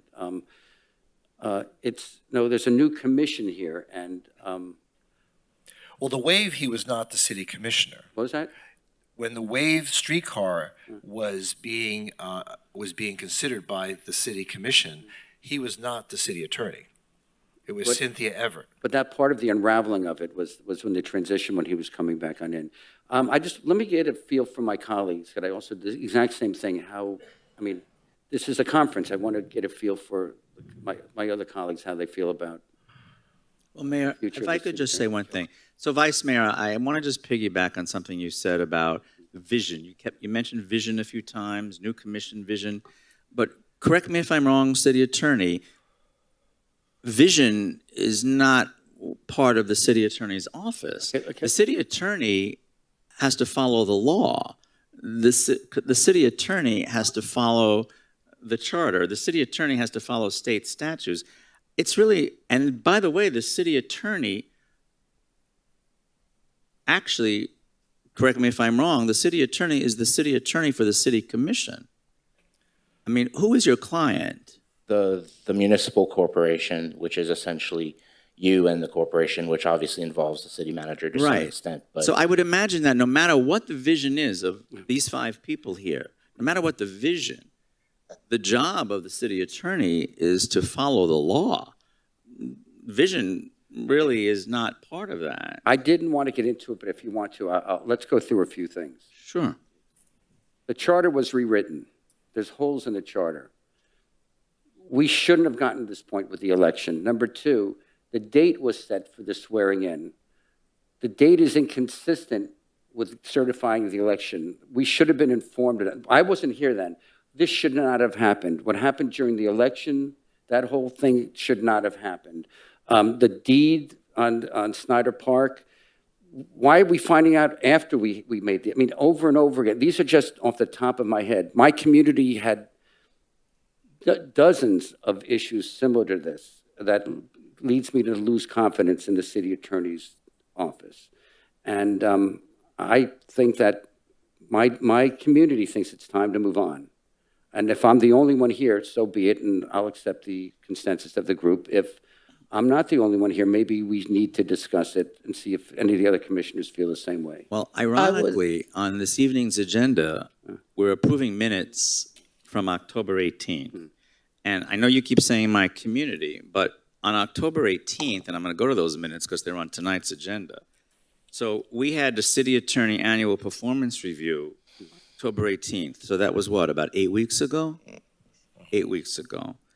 And if you go through the minutes, and we all have them because they're on our agenda, every single one of the commissioners, actually there were 4 of us present that night, all 4, including the District 4 commissioner, spoke very positively of the work accomplished by the Office of the City Attorney, and were all eager to actually give an increase to the city attorney, and that was from all of the districts, including your district.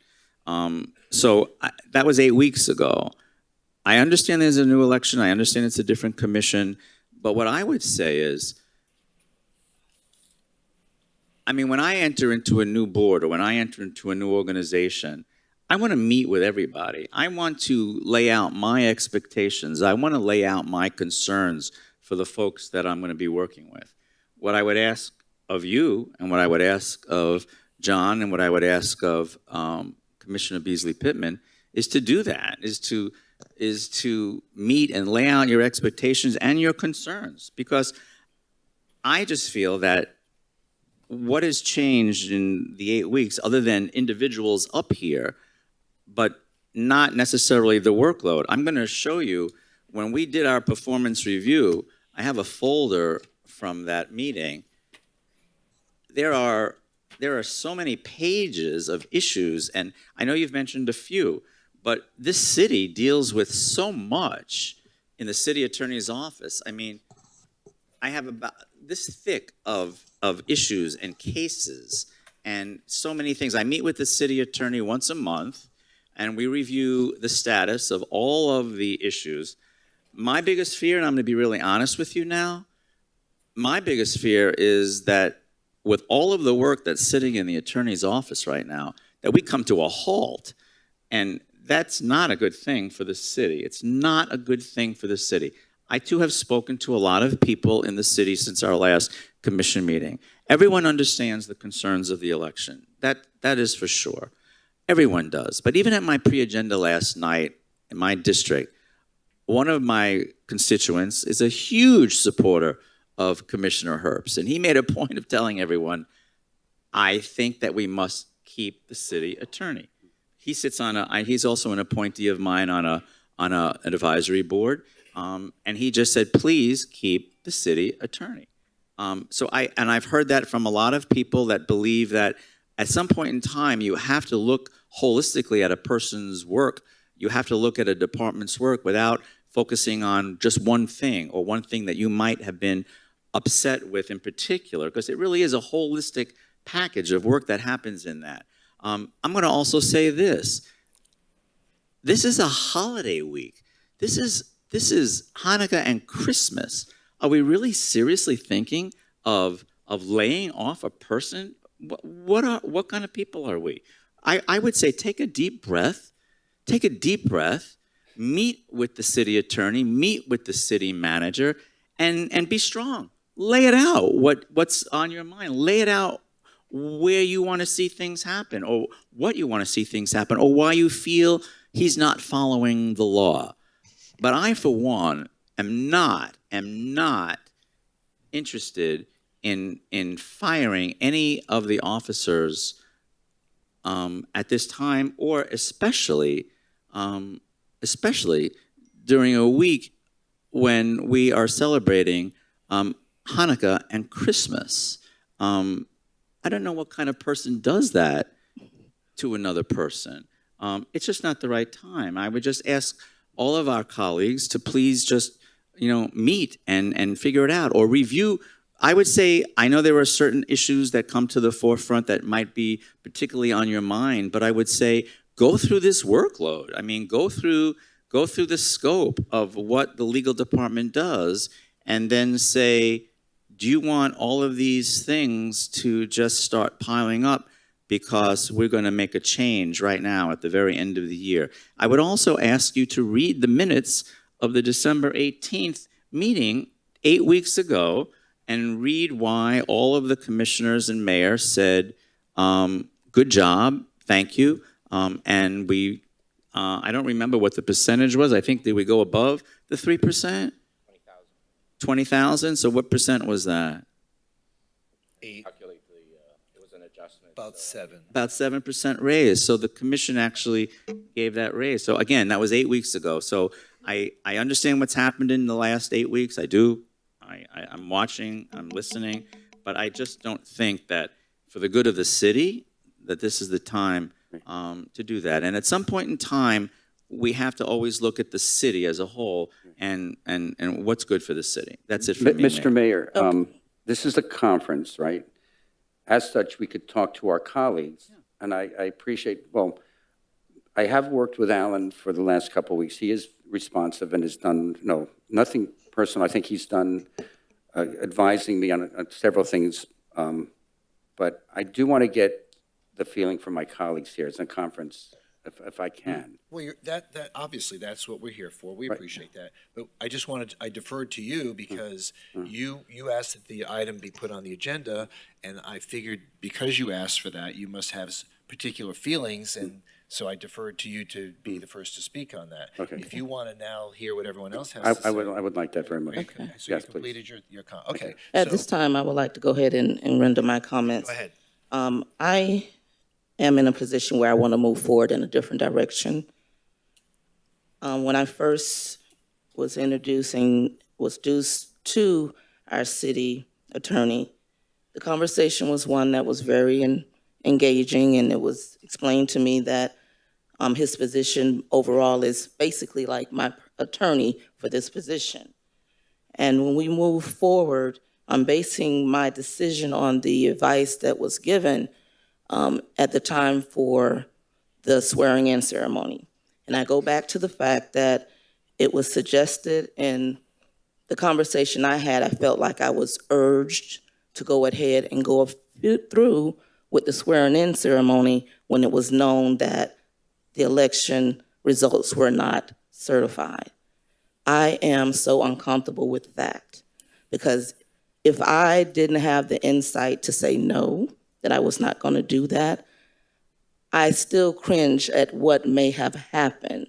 Individuals in our community and the state that where we live now, individuals look for anything to bring a charge against you to say that you're fraudulent. And I would never want to do anything that will give the impression that I'm trying to do something that's not true and that's not correct. So with that, I was uncomfortable with that conversation. I had read the memo explaining that the election had not been certified. But in the conversation, it was said it basically, what I took from the conversation, it said it didn't matter. The commission would be the one who determined who is seated. And that's not clear to me. How is that possible when we have an election process and the individuals in this community, in this city, in the district vote who they want to sit as their commissioner? And then also, with that being said, I'm unclear, how do we prepare a ceremony at a date when you know that the SOE had not certified? The certification, from my understanding, in November, it's a 10-day window. We posted our ceremony in a 7-day window. So to me, you were preparing to go forward when you knew that the SOE would not even have those results. But yet and still we were moving forward because that was written in our charter. But in the charter, it was ill-written. If it was done correctly, that date would not have been given for a swearing-in ceremony. Well, it's pretty obvious that the culprit here is the charter. And I'm hearing you saying that you're upset that you were asked to be sworn in before the supervisor of election has certified the results. And I'm hearing from the vice mayor that he's upset that he wasn't asked to be sworn in before the supervisor of election. So everyone seems to want to interpret the charter their own way because they each have an axe to grind. But the reality is No axe to grind. that the No city axe to attorney grind. has been doing his best to try to massage the process as best possible to accommodate everyone's expectations, knowing that the charter was incomplete and knowing that the charter did not coincide with the requirements of the supervisor of election. I mean, in the vice mayor's situation, we even had a recount. So how could we possibly have certified or brought him on before the election was certified? Clearly, it could not have been done at that one particular commission meeting, and you were offered an opportunity to either be sworn in or not be sworn in. I don't think anybody forced you to do anything. But the city attorney was saying that since there was no recount and since there were no significant number of outstanding mail-away ballots, that the probability of your being certified was far greater than that with regard to the city, to the vice mayor. So, I mean, there's a whole body of work and history that Mr. Boileau has accomplished in our city, and to just agonize over a single incident in which nobody seems to be able to agree upon the interpretation, even on this dais, I just think is the wrong way to proceed on this. I mean, everyone has to try to look at who's was trying to do the best efforts. There's not one sinister bone in these folks' bodies to try to say that they tried to upset or undermine anyone's candidacy or anyone's position here on the commission. I mean, listening to what happened day after day, I think that everyone in this community was trying to make their best efforts to move this process forward, knowing that we had a charter that was outdated and incomplete. So, you know, But, what is Mayor, it, Vice Mayor, you or Commissioner Beasley Pittman? Who's right about the charter? You should have been sworn before the results were certified, or you should have been sworn after the results were certified. Maybe this is what the conversation needs to be, because you two completely disagree with each other. Mayor, may I weigh in on this? Yeah, please do. So, if I'm I sorry, may finish apologize. my thought, Go ahead. please. Now, one thing I want to say, you said something about we should disregard this. I don't think we need to disregard this. And it's not a small matter. The conversation I had, like I said, it made me feel uncomfortable.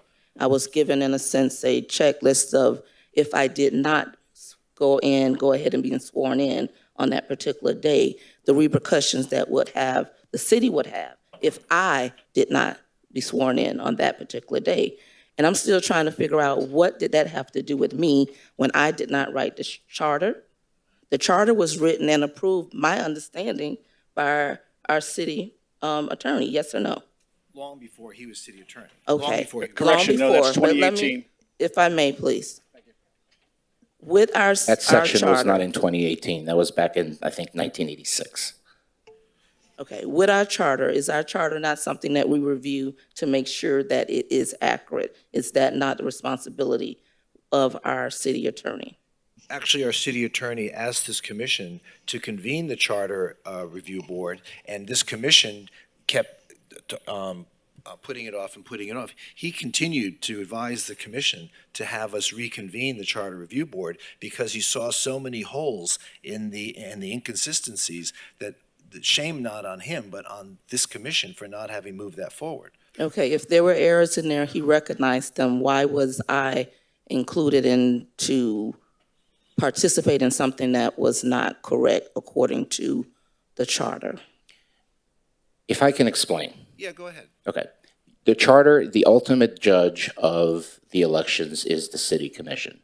By special act, the supervisor of election for all cities, and this is since 2012, actually it was written in 75, but in 2012 was amended that all cities' elections be canvassed through the supervisor of election. We came into a point where we had 3 special elections, which we've never done before at the same time. We had no quorum, you had no government. So all I did, and just to correct one thing, I'm not your personal attorney, I'm the attorney for the commission and for the city.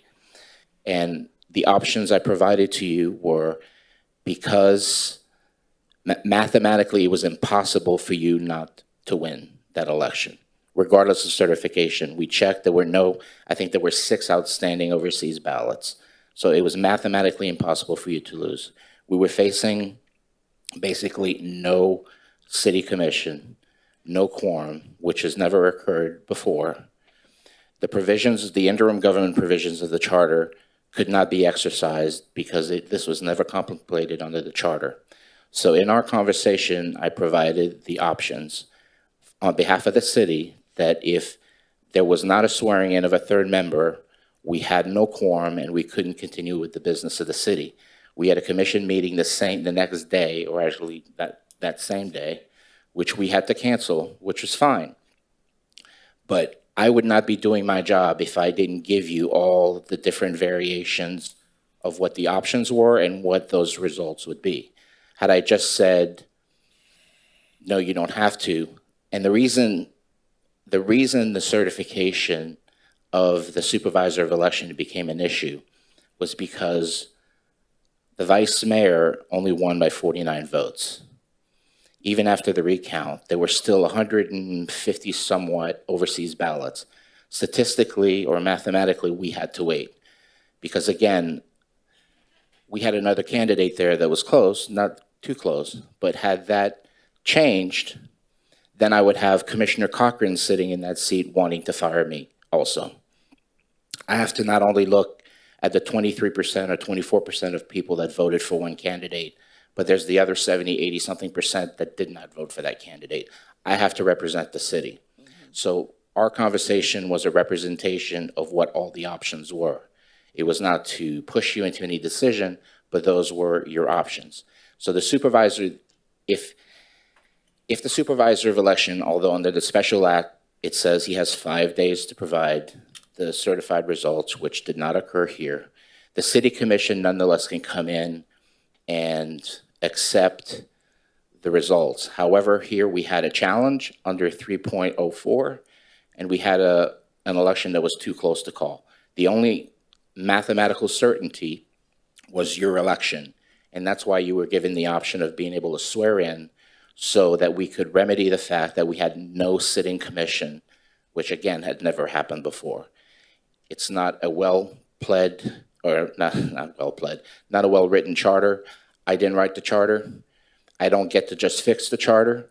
The city commission does that at the behest of the voters, which happens every election that we provide a referendum.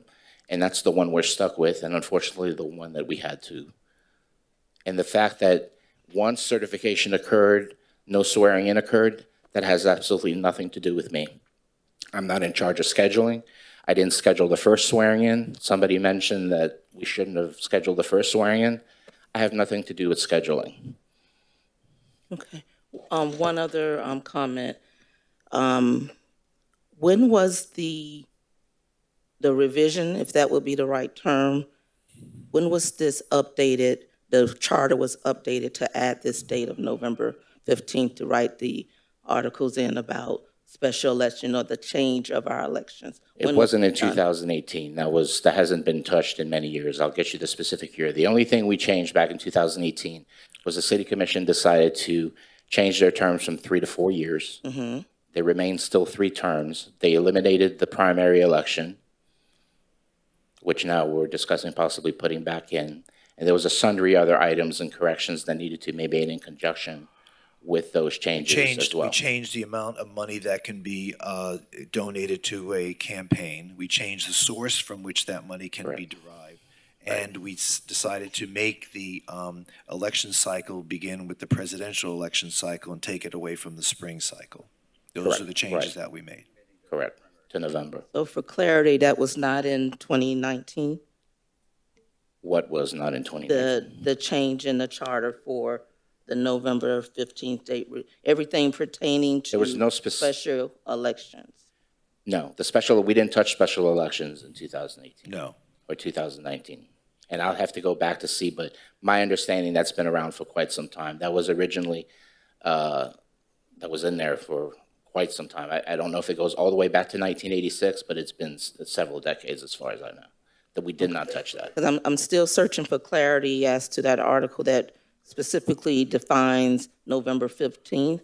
When did that go in and why? There's nothing that defines November 15th.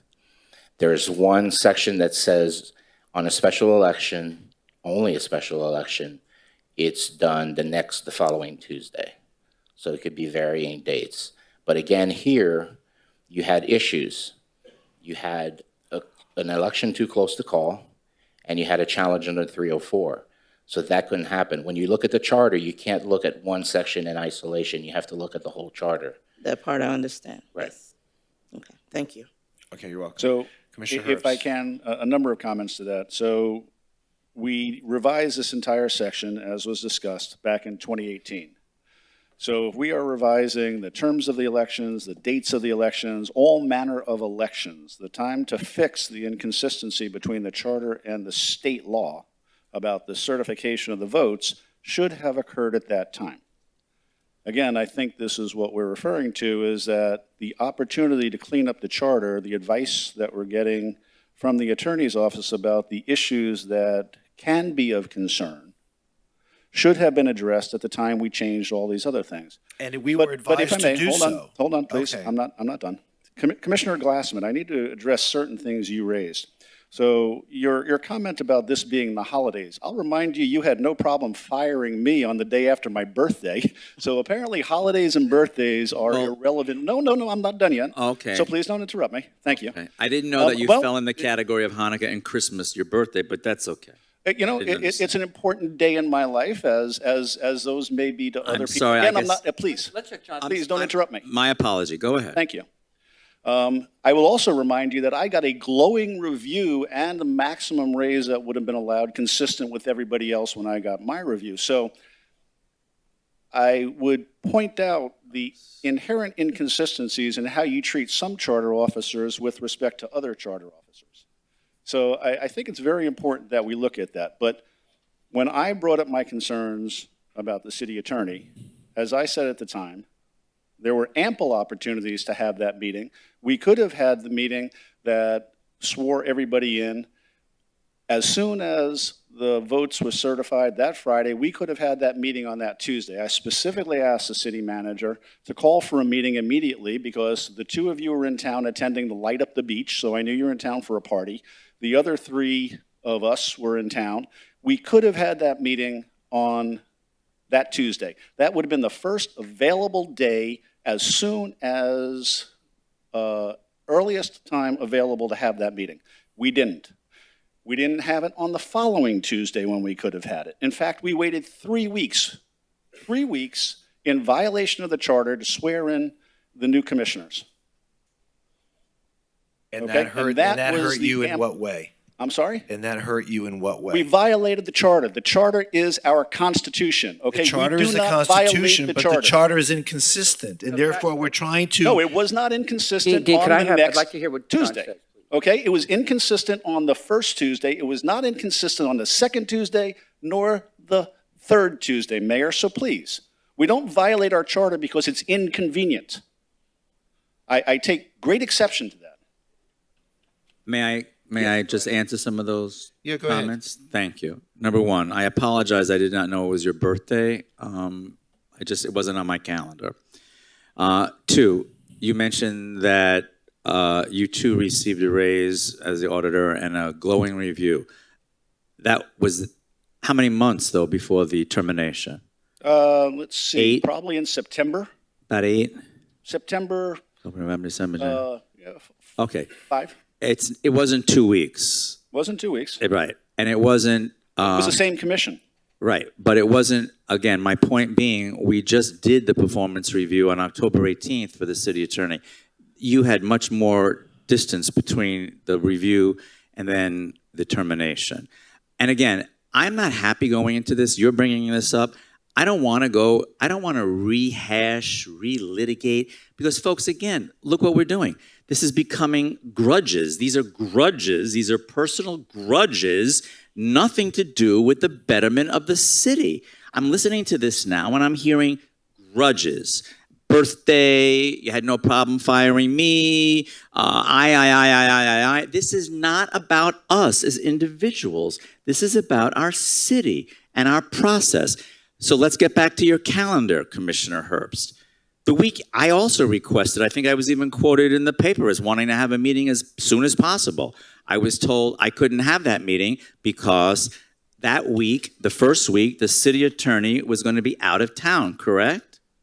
Correct. I was out of town. Out of town on vacation. Well, that was Thanksgiving week, right? Yes, That and you was the week of can't, on Thanksgiving weekend, and with the city attorney out of town, we could not have that meeting. You He couldn't needed have a to be- swearing in because the city attorney was on vacation. No, not Because No, we no had a swe- contest no, the and swearing- your election was being contested, Yeah, so there we was had a- to have the city We attorney. couldn't have the swearing in. I'm You talking could have about the been sworn meeting. in. I'm talking about the meeting to decide about the hearing. You The could have had hearing. the swearing in for the other two commissioners, could you not? No, you did not listen to the city attorney. Vice mayor's race was by 49 votes. It was over already. No. It was certified on the Friday before that second Tuesday. Give me a date. I don't know what the Friday before the second Tuesday is. I'm sorry. I need dates. I can't. I'm almost 70 years old. Certified the 18th. Anyway, so I don't know what the Friday before The the next 22nd. Tuesday- Okay, How's fine. that? Is that a good date? The week after, all I know is the first week possible, the city attorney, it was Thanksgiving week and he was on vacation. And- Correct? Yes. On vacation. There was no way we were going to have those hearings or anything else to do without the city attorney present. The following week that you mentioned, the mayor was out of the country. Still wasn't necessary for a meeting. Still what? Still was not necessary for a meeting. What was not necessary? The mayor's presence wasn't necessary for you to have the swearing in. Who's gonna run the What meeting? kind of, wait. What swearing in? Who is being sworn in? Commissioner Beasley Pittman already said she didn't want to be sworn in until certification. Which was done When was the certification? on the Certified results, 18th. November 18th. Who would run the meeting if the 18th. mayor was not in attendance, so we didn't have a We had full no commission? quorum. You didn't need a quorum for swearing in. Yes, you No. do. Yes, you The do. swearing in, It's again, ceremonial. your charter requires you to have a meeting where you're received. The swearing in is, like you said, almost ceremonial. You have to do it. But what gets you onto the commission is the scheduling of a special meeting to place you on the city commission, that receiving meeting. And just as a reminder, as we're doing this discourse, again, I have nothing to do with scheduling. This seems to be falling back on me.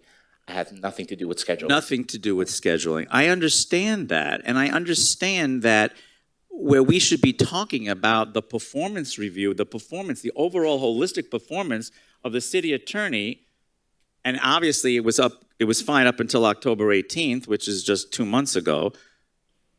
We should be discussing that. We should be discussing his workload out of his department. We should be discussing that. All we're doing now is rehashing the election, which is over. By the way, everyone was sworn in. Everyone was sworn in the same week that the county commission swore in people where they had open seats on the dais, that numerous cities sworn in people. We didn't skip a beat. When we were sworn in 2020, wasn't that like a month after the election?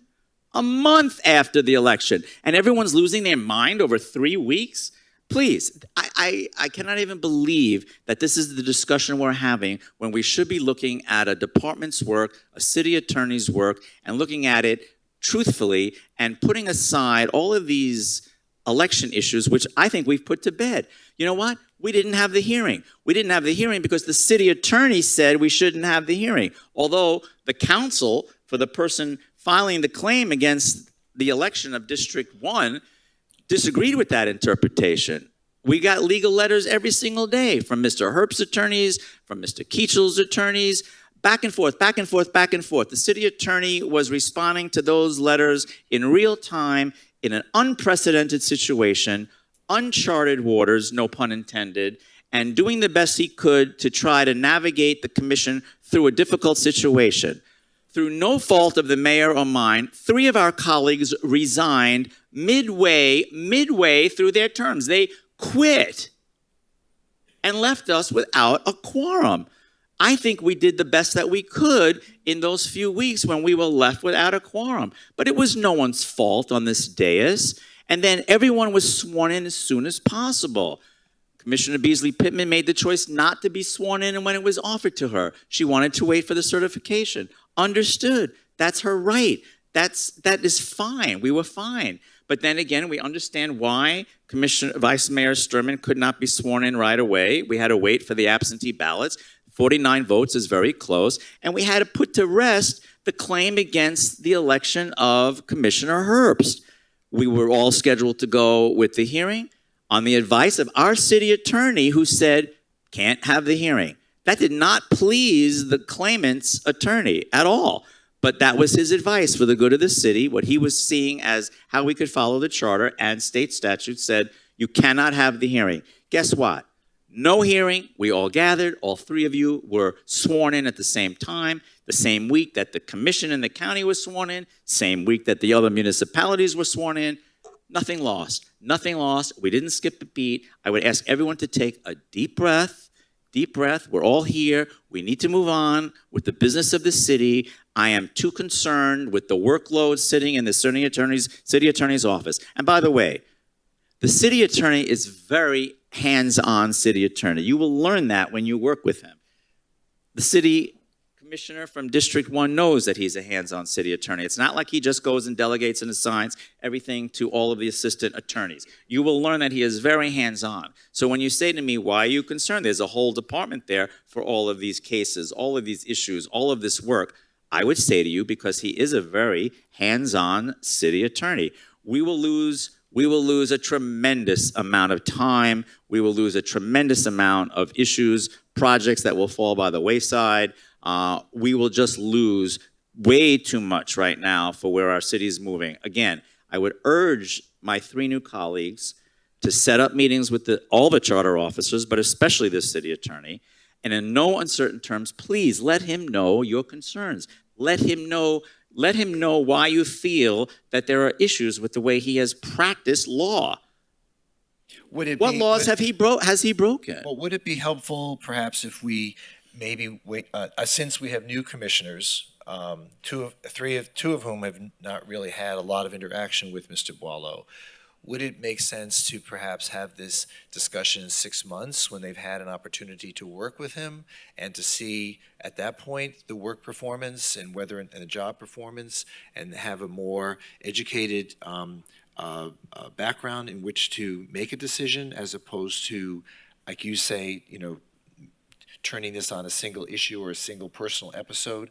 I think in all fairness to the people of this community, I think we kind of owe it to them to allow the interaction between the new commissioners and the city attorney, and then we can make a decision at that point. Mr. Vice Mayor, does that make sense to you? Here's my thought.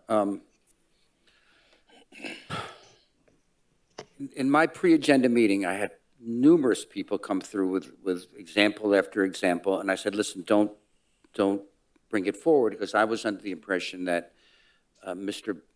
Boileau had made a decision to terminate his employment here. So I said, well, it's not going to be needed. It's just there's other issues at hand. So I didn't get into what the problem with the community is. I wouldn't wait 6 months. Maybe I do want to revisit that, see if these things are real, if it's something that is a problem that does elevate to the point that maybe is of concern to the whole commission. Pam, what do you? I do want to.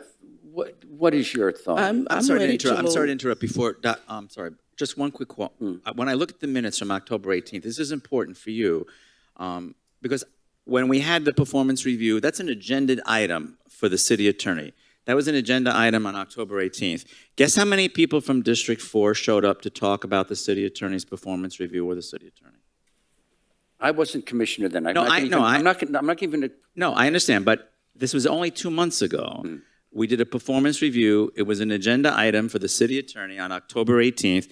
How many people from District 4 showed up to testify about the city attorney? I'm not going to even know. Steve. The answer is 0. Okay. 0. So again, that's my point. My point is, where was that concern? Did that concern just happen in the last 2 months? And if so, you need to question why. Where was that concern for the last year? Why not one person showing up to testify? That's all. And in the last 4 months on the campaign trail, it was person after person after person that had issue. Whether it's style, whether it's communication, whether it's actual opinions, whether it's how aggressive we handle certain things. It's a concern in my district. Look, I like Alan. I've worked with Alan. He seems to be responsive to my needs. I don't question him, but Steve, this is not about me. Correct. I have the 180,000, a quarter of them live in my district. I have to represent what they want, their interactions, and there's been numerous concerns over and over again. I mean, if we want to delay it a month so we could, get concrete things down here, one thing. I don't want to wait 6 months. If it's something that my colleagues don't have confidence, we want to deal with it today, I'll go with a consensus with the 5 of us, what we decide to do, but it's not personal, it's not me, and in my case, it's not election-related, it's not grievance of the election, that's why I waited a week. I didn't think last meeting was the time, but I have constituents I have to respond to, and I want to, I mean, if we're going to think about it, I don't want to wait 6 months. Okay, Commissioner Beasley. Beasley? Wait, Commissioner Beasley. I want us to move on tonight with this. I don't want to wait 6 months. If this commission is going to move forward for the betterment of the city, 6 months is just going to push us back to where we are tonight. So I think we need to move forward, take a vote, and whatever that vote is, that's the direction we move in. But today is the day to move forward, not 6 months. Well, let me ask you something. If you're ready to terminate Mr. Boileau, who's going to take his place? We can look within for temporary, Well, like, and then, give me an example. well, I personally don't have a name for you. However, I know within this commission, we can identify someone. As you said, I'm new to the commission, but also I have to have confidence in the city attorney that I am working with. And right now, I don't have that confidence. May I ask you why? I said that in my statement The before. election. Because I felt like I was put in a position where I could have been damaged with my reputation and my character. And that means much to me. This position that I'm holding is not for show. It is for me to create a legacy in our community, in this city. So anything that's going to seem to be an attack, I cannot stand for that. And if this was a public situation where I was consulting with my attorney, and that attorney informed me the way that our city attorney did, I would have fired him. So that's where I'm making my decision on tonight. So this is about the election and the swearing. It is about the information that was given to me. If I'm not even sworn in yet, and the information that's given to me, that I don't have confidence in it, how can I have confidence moving forward with the items that will be presented to me as the commissioner? So that's my issue. Well, I think because you ask how can you have confidence, I think many times in our daily travels, our weekly travels, and our work experiences, do we always agree 100% of the time or are happy 100% of the time with whoever it is our colleagues are or whoever we're working with? No, I don't think that really ever happens. That's why I always say you need to look at everything holistically. And that's why I would say, I don't know if you've had the chance to read the workload or to have those kinds of meetings. For me, to just base this kind of a very important decision during this time of year, and without even having that work experience with the city attorney or any of the other charter officers, I just would say I would hope that you would reconsider. I think that it's really important for I think making these kinds of significant changes this week is actually damaging to the city. I understand what you're saying, and I understand the concerns that you're expressing about what this job means and the integrity, and you felt that you were put in a difficult position. But I did hear the city attorney address what your issues were. I think there's just, again, different kind of communication that's happening or different interpretations of the charter. I don't think it's enough, though, to say that's the reason that a person needs to be terminated. To me, it's a serious thing to terminate someone from a position. It has to be based on a lot of evidence, not just what happened a couple of weeks ago. Because when we look at performance reviews, we look at an entire body of work over an entire year. And again, that's what we did just 2 months ago.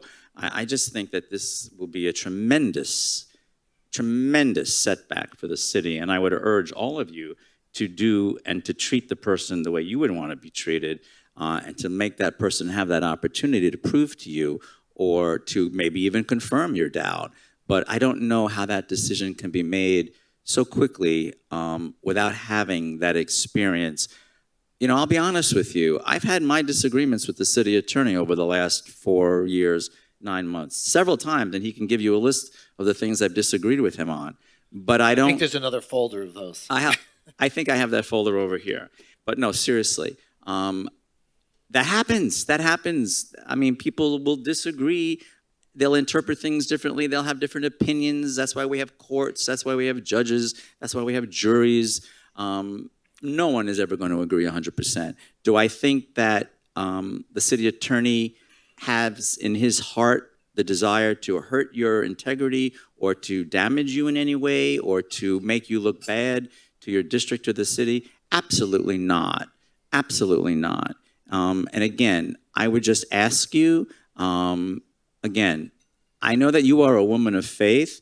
Is this the thing that we do during Christmas week? Do we just really fire someone? You during said Christmas? that before, and it's But do we do that? offensive to me. I'm sorry if It's offensive because my faith, and my relationship with my God has helped me make the decision. Okay. Okay? Because when I make my decision, that is what I do. I don't just make a knee-jerk decision. Of course not. I'm not that person. And then to hear you say multiple times, because it is Hanukkah and Christmas week, it appears that you want to put it out there that I'm not considerate. I have no passion. And that's not the case. I do not That believe is not the that. case. I do not believe that. That's the way it's rolling over. My to me. apologies if that's how you're interpreting but- it, but I think you're misinterpreting me just as you have misinterpreted the city attorney. But we will agree to disagree. No And I problem. stand on my conviction to move forward in a different direction with a new city attorney. Mayor, may I? Yes, Couple of comments, Commissioner. please. So, again, to Commissioner Glassman, how many meetings did you wait before you fired Cynthia Everett? Cynthia Everett, that was very quickly when the commission came in 2018. I believe there were 29 formal complaints against her. Again, First meeting, though. yes, but again, I do not want to relitigate or rehash some of these experiences unless you really want me to get into details. No, but facts why matter. people But have been facts fired. matter. You said Facts that matter. They you do said we matter. don't fire people at the first meeting, so facts matter. You But- had no problem firing Cynthia Everett at the first meeting. Facts matter. You voted for that, did you not? I did vote for that, and I voted for that because as someone who watched every single commission meeting for years and years and years, I watched the performance of the city attorney at that time, just like I watched your performance as a city auditor. I hope you enjoyed it. Oh, I enjoy everything. I'm a person who enjoys life. Thank you. But I will just tell you that if you want to bring her up, there were, I believe, 29 formal complaints against her as a city attorney. I've never seen one formal complaint issued against this city attorney. So when the city commission in 2018 terminated the city attorney, I believe there was cause, and I believe that that was the direction. But it was nothing to do with, as the vice mayor said, vision or any of that. It was based on performance. That's it, based on performance. And I think that that was a justified action. And I believe that's what the vice mayor is saying, is based on performance as observed by folks in his district. That's his feeling. But I would echo I didn't hear what you just said. Commissioner Could you- Beasley Pittman that I would suggest that we move forward with this tonight. So I think there's three of us that are in agreement with that, and that would be my recommendation. Thank you. So is that, Mr. Vice Mayor, is that your intention tonight? Could you, Well, we're asking you. Well, my You have to have thinking your is- own opinion in your own mind. Agenda. Don't look to other people. I know Mr. Cook wants to speak also. Yeah, you signed up. I see it. I mean, you brought it up. I What think do you it's- want to do? I think it's time to, I mean, if we have consensus here, it's time to go in a We don't have different direction. consensus, but we have opinions. I What think is your it's- opinion? It's time to go in a different direction from the I'm city sorry? attorney. Time to go in a different direction, a new city attorney. So you want to terminate Mr. Boileau? Is that what you're saying? Okay. Mr. Cook?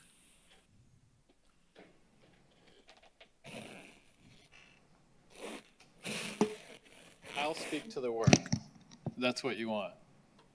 You, I'm sure, have received my emails on Can the you speak into the microphone? stormwater ordinance. Have you read it?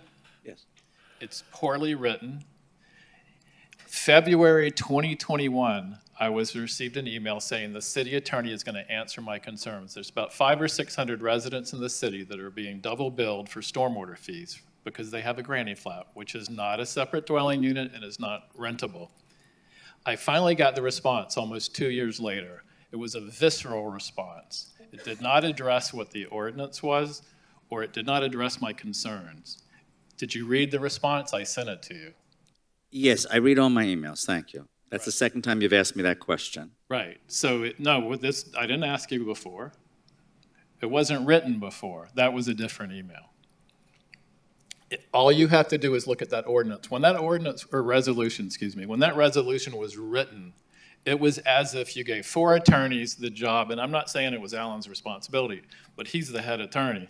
It was as if you gave 4 attorneys a job to write 1 paragraph and you put them all together, because if it was well written, it wouldn't be 2 years of asking me, you guys to fix it or to address it, and y'all ignore it. So I would say if he was doing a good job, he would have looked at it and said, well, Mr. Cook, you're wrong because of this reason. And as soon as last meeting, when the Cordova Road dock permits came up, I asked a question because I read the resolution. Made no sense. And I said, well, does the seawall, is it open to the public? Well, yes, I think it's open to the public. Well, that's not what it said. So after writing the city and getting an answer back, the answer was, well, the resolution doesn't jive with the ordinance, so the next time we'll have to fix it. So that seems to be what happens here. It's always like, well, we'll just live with it or whatever. And I would like an answer to the overbilling of the residents of the city. Nobody will answer me. Okay, thank you so much. And if you want me to respond to that, Mayor, I will respond to that. You'll get a chance to respond, but The last comment is, you make me think of what Judge Judy always says. God gave you these for a reason. Okay, thank you, sir.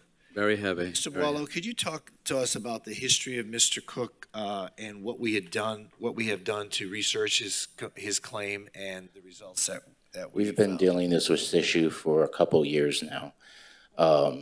Both the city of Fort Lauderdale as well as the property appraiser's office. In fact, the property appraiser's office deputy counsel gave up and just said, there's nothing we can do for you. We've done the same thing. He's gotten responses from the finance director, from the Department of DSD, from my office, from your office, Mayor.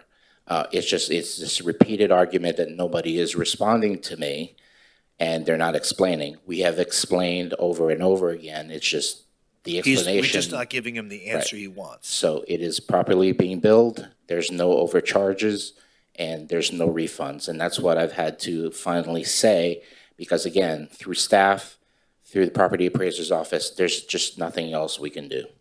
Okay. And if Mr. Cook really believes in his argument, then, there's always the court that they can go That's to. what I'm getting. Mr. After Cook, 40, you completed your comments. after 40 years of This is not a living in the debate. city, Please it's sit suing. down. Mr. Cook, please sit down. This is not a debate. You had the opportunity to speak. Thank you. Mr. Cook, we have dealt with your situation for 2 years. And for you to say that we have not responded to it, I think is disingenuous. You're a very smart man. You're very engaged in the community, but we're not going to give you a special exception to the law because it would benefit you. The city has reviewed it. The supervisor of election has reviewed it. Their council has reviewed it. Our finance department has reviewed it. There is no path to find the solution that you're seeking. And so your keep bringing this up is not going to get the city to violate its own laws just because you're seeking a special exemption. So thank you, Mr. Cook. Is there any further business of this commission? Mr. Chevalier, you have a report. Yes, I have a few comments. So 5 things. Number 1, we have an emergency condition right now, which is happening at the 5 Ash plant. There's a 12-inch sludge line that was, for a better term, clogged. And so we have declared an emergency for purchasing purposes only. We do not expect or anticipate that will impact our water production. A memo was sent out earlier this afternoon for you all to have in place that will allow us to get all the repairs done in a prompt manner. Also, I wanted to advise that the water treatment plant workshop is going to be held on January 10th, and we're going to present the item and bring more discussion on the topic. We're also would like to talk a little bit about pickleball. And I would like to ask for the City Commission for direction on the comprehensive agreement for the pickleball P3 project at Snyder Park. The City Attorney's Office has provided an opinion and wanted to know if there's additional questions or concerns for us to proceed. Well, I don't know who in your department's been looking at this since you're going to be departing. I guess we're stuck on not being able to It's respond. been a combination of myself, Mr. Spence, and Ms. Solomon that we have looked at this, and I can provide further explanation if you want on the issue. So we have a comprehensive agreement that's relatively ready. We just need to check on a couple changes that were made, but it was ready to be executed. And the issue came up, and I will address it because Dr. Sturman brought it up, the Vice Mayor brought it up. So we had the P3 come in for this particular part of Snyder Park. There's no change of use from a zoning standpoint. It's still being used for park purposes. There's no leasehold being provided, and there's no sale of land being provided. So everything was consistent in its use. So no title reports are done in those cases. So if we have somebody that wants to come use a portion of a park or do something, we don't run title searches on parks. So that's why it didn't occur. We had, I believe, an heir or a relative of Mr. Snyder come forward thinking that there was a restrictive covenant. So we started doing research in that regard, as well as the applicant decided to do a title search. Back in 1966, this portion of the park, were dedicated to this, were sold to the city for, I believe, $350,000. That was part of an agreement. It was sold to us by a corporation, not by Mr. Snyder himself, and that corporation was dissolved in 1986. The warranty deed has a restrictive covenant, unlike what was reported. It's not a restrictive covenant that has a reverter clause. A reverter clause means that if you violate that restrictive covenant, the land goes back to the grantor. In this case, we don't have that. It's just a restrictive covenant. So the restrictive covenant, like I said, dates back to 1960. Opine that it's no longer valid. We don't necessarily agree with that. I think that's a bit of a stretch in interpreting the statute, but reasonable minds can differ or can disagree. However, based on the language of the restriction, which you did not have before when you approved, I did not have the authority, the city manager didn't have the authority to execute the agreement, even though the request was being made for us to just get the agreement executed. So I put that on hold so that we could speak with you with regards to whether you believe that the uses, which is basically parks and recreation, is consistent with the restrictive covenant. I could read the restrictive covenant for you. I believe I sent it to you in writing, but I can read it to you again. It states the premises are conveyed subject to, I'll skip that. And to the following restrictions, which shall be covenant running with the land. As part of the consideration of the sale of this property by the grantor, which was the corporation, to the grantee, which is the city, is the agreement by the grantee to the following restriction on the use of said property, namely, that the said premises and every part thereof shall not be used for commercial purposes, but shall forever be used and maintained as a public park, the natural and growth and vegetation thereof being preserved so far as reasonably practicable, commensurate with such purposes. So it's intended to be used as a public park, which again, based on what was proposed, is still being used as a public park, but it's up to you to decide whether you feel it fits within the restriction. Now, the consequences of this type of restriction is, again, there's no right of reverter. So you'd have to have a successor of interest come in and try to enforce it. So whoever would be a successor interest, an interest to that corporation, and I don't know who that would be based out of 1986, if any, would have to come forward, file suit, and prevent the city, or in this case as well as the proposer, from engaging in that use.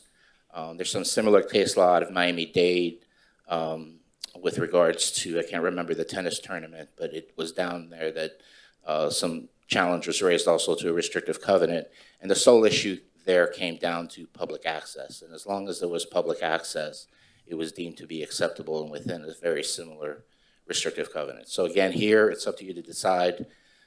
Based on what's been presented, it's still going to be used for pickleball, for recreation, and there's full access to the public, including free access. So again, we need direction from you, as the city manager indicated, whether to proceed in executing the comprehensive agreement. Okay, Vice Mayor, this is in your district. What are your thoughts?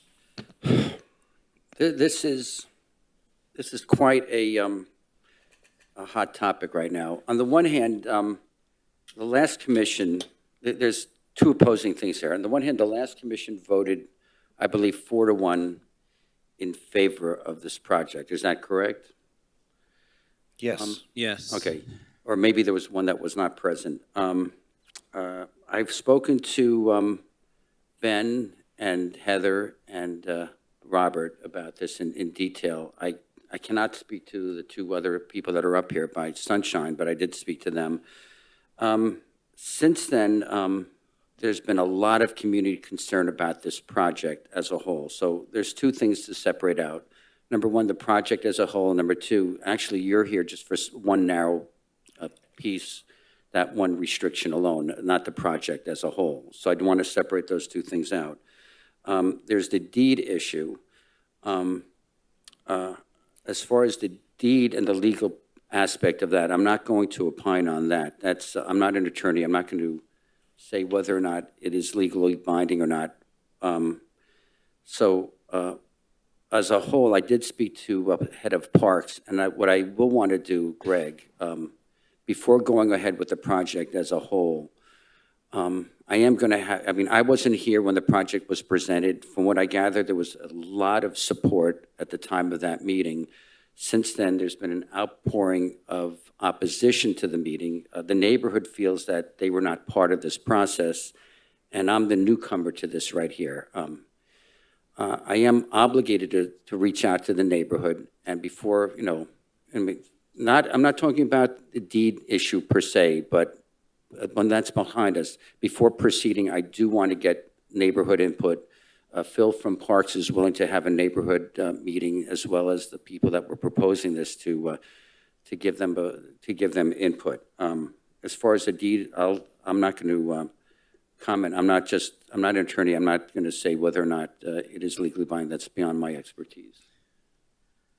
Well, so what action are you recommending that the commission take or not take with regard to this? The city attorney has indicated that the applicant has requested that we execute the comprehensive agreement, and that's what Mr. Boileau has presented to us. He gave us a very lengthy explanation of the issues related to the deed and restrictive covenants and the enforceability of it, or lack of enforceability, as the case may be, and you're suggesting that there hasn't been enough community input to understand what the impact of this will be. By the way, it's not just the Snyder Park issue. There's also the contribution that the applicant is making to the city to provide additional facilities to the Public Works Department, or is it Parks and Rec Department? Parks and Recs over at the Nova site. So Right. There's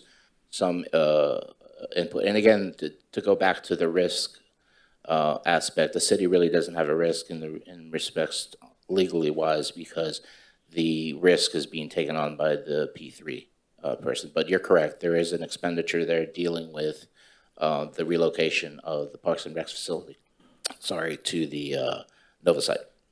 Okay. Two things. If it's a legal issue per se, strictly legal, I'll defer to the city attorney. If it's looking for my approval, I'm going to ask for this to be deferred until I have time to speak to my community until the next meeting. Yeah, well, we're not voting on it today, so. I know. But Mayor, yeah, go Mayor, ahead. we have voted on, I just I need know. to take a Well, the step back. commission I did feel- vote on it. I That's feel like correct. I'm in the twilight zone here, okay? I feel like everyone has just got amnesia or something. I mean, how many hours was that meeting when we had this comprehensive agreement come to us? We had quite a Was few it about people. like 8 hours that night? Well, but that particular item was several hours. It was a long time. Could I ask the applicant to come up here? I have some questions. I want to know how many public meetings there were. I want to know what that process was, because I remember this going through a very extensive public process where there was a lot of input. I mean, first of all, when we voted 4-1 to move forward with this project, we did it because, as the city attorney and city manager just said, we're getting about an $8 million deal, what was going to cost us to redo the Parks and Rec offices in that location. This is a part of the park that's used to compost seaweed. It's a trash part of the park that does not get used by the public. It's a minuscule percentage of the park. We're going to take a lake that's not been used by the public and make it used by the public, and we're going to open up a part of the park that's never been used by the public. The public will have an opportunity to go here, swim, enjoy. The city will have a chance to not spend the $8 million for the Parks and Rec transfer. And we're going to open up, actually, in my opinion, we're adding to the park. We're opening up a part of the park that's never been used by the public. Well, that's very nasty, that kind of cursing. What part of the park are we talking about here, Senator Bogdanoff?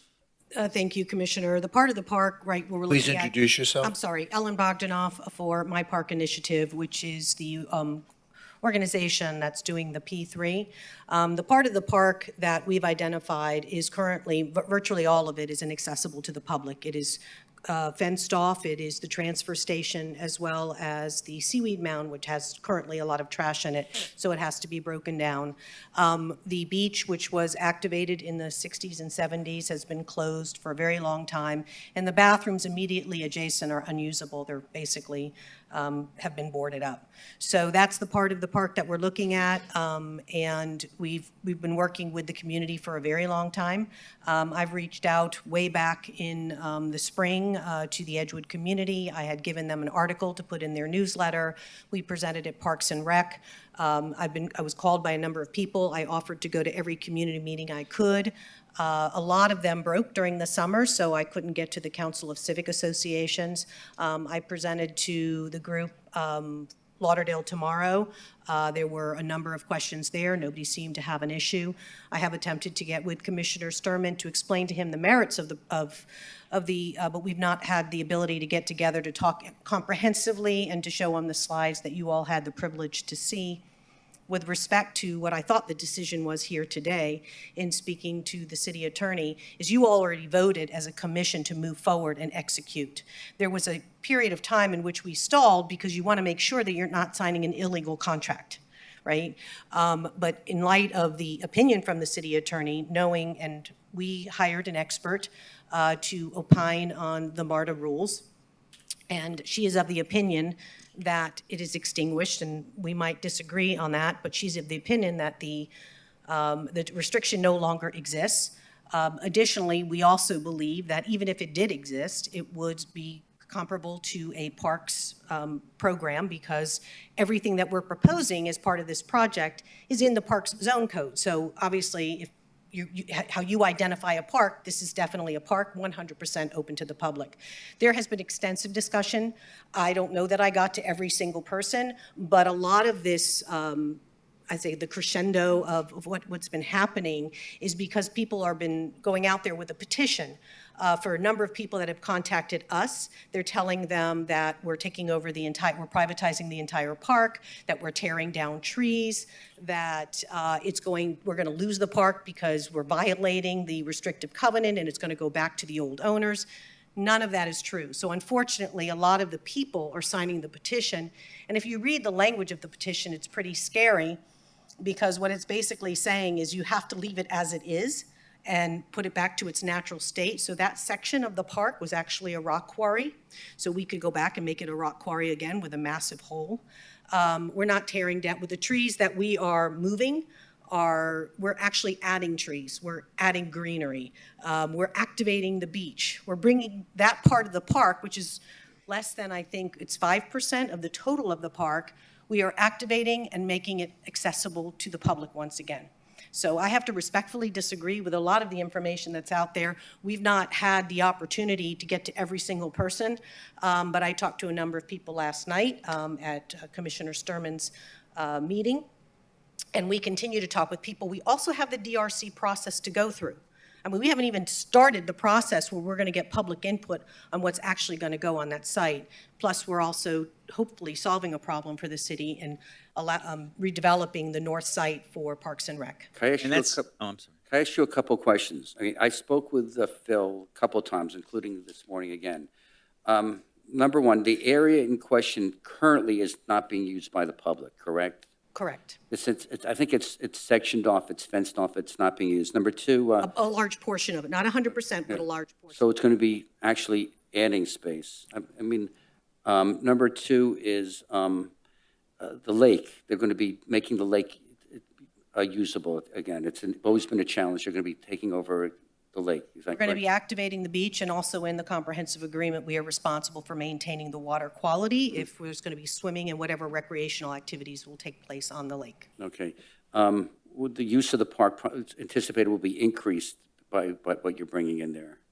It's unclear as Okay. to what it would be, but all of the traffic will go around Perimeter Road. Nothing will come through the park, which was a concern. So we're not touching the passive aspects of the park. We're nowhere near it. We're going to have berms and, so people, you actually probably won't even see the facility unless you want to walk into it, which the 100% is open to the public and anybody can walk into it. Okay. I wasn't there, my two colleagues here were there during the original discussion. I was not there at the time, and there was public support for it at the time, correct? Significant. I think we have 200 to 300 pickleball players that were here. I think the number one email that the commissioners were getting were, we don't have enough pickleball courts. The folks that are the founders of this and the ones that are supporting it are two gentlemen that play pickleball, and they became kind of like the go-to people, and they said they would help solve the problem and are in a financial position where they can actually invest and build this facility. So like my colleague here, like Commissioner Glassman said, we're sort of asked to second-guess a commission's decision that has already been made, it's already been opined upon, and already been agreed upon, is on the one hand. But the same token, my community feels that they weren't part of this. I don't know, I wasn't there, I can't say that, but I have a problem because my community does want to have input, whether it's real or not. They feel that they're not part of the process, so that's the dilemma I have right now. I don't want to second-guess a commission before me, but I think either way this agreement, had been approved, it should, one way or another, come to a decision sooner rather than later, but I think I do need to give the community at least some opportunity to have some input. Again, what you're dealing with now is strictly the deed issue, correct? Correct, Mayor. With all due respect, Commissioner, I don't know what aspects of the community. I know that there are certain folks that were on your meeting last night that complained. I talked to them directly. I offered to meet with them. They were at the Parks and Rec meeting. I met with a number of them, and I don't want to name names because I don't want to be disrespectful, but all of the people that I've heard from in a loud fashion, I've met with. I've met with Edgewood. I met with Lauderdale tomorrow. A lot of your supporters were in that meeting. So in terms of what I'm hearing, in terms of the concerns, come from those, and I believe from what we can tell from the Facebook, it is one of your opponents, is the one promoting the petition. And if you read the petition, it's very damaging to the city to even consider that type of petition. And I did speak to a couple of lawyers who were also at, and they were a little appalled at the petition, which is a separate and distinct issue as to whether or not you support this project. But it is coming from a lot of misinformation and people believing that we're tearing down trees and privatizing the entire park, which is absolutely not the case. We're talking about 5% of a 90-acre park, activating a piece of the park that currently is not really being utilized. I know the two of you have been here for a while, you've gone through this for hours on end, but I'm new to this, and it is in my district. Could I have the opportunity just postpone this to give me an opportunity to speak to my community and bring this up to the next meeting? Mr. Mayor, if I could just address that, just to clarify. Yeah. So the previous city commission approved, under the statute, they approved the P3. The only issue that has arisen since then, which again, I was not comfortable directing the mayor to sign the agreement, dealt solely with the language of the restrictive covenant. No other issues from a legislative standpoint, and even under the statute 255.065, you cannot revisit this project. The project's been approved. Now, if the decision is made solely on the restrictive covenant, that's one thing. But even then, procedurally under the statute, you'd have to go through a variety of things. You couldn't just say, well, let's do another vote on it.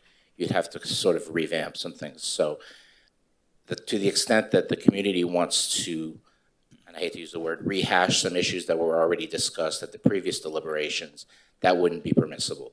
It would be solely on the legal issue regarding the restrictive covenant. And I also want to remind everyone, so Vice Mayor, what was key, what was Ms. Bogdanoff said was this still has to go through the entire regulatory development approval of site plan, correct, City Attorney? This has to go through DRC, this has to go through planning and zoning, and this has to come back to the City Commission for the site plan. And we added a provision also that they need to come to us, again, would be probably in the conference setting, to provide you the design, and so the City Commission gets to opine on that even before you start the DRC Right, which is process. highly unusual, but we added that. We said, please come back with us and show us what you're going to do when you go to DRC. My other concern, and so that's a lot of public input. That's a ton of public input. I just feel that, you know, if all that's holding us up right now is what you just said about the restricted covenant, I feel fine with what you opined on, and I don't think it's a concern. And I do think that the mayor could sign this agreement and then send this off to the regulatory process where we will again, everyone will have a chance to look at it and weigh in. My concern is, and I know that, you know, pickleball is a national phenomenon right now. And if the city wants to take advantage of tournaments, Ms. Bogdanoff, when do we have to get going so that 2024 tournaments can come to Fort Lauderdale? Yesterday, I mean, we're going to have to expedite things. We'll miss the 2024 season, which was going to be huge. We have potentially a commitment for it if we can get it done.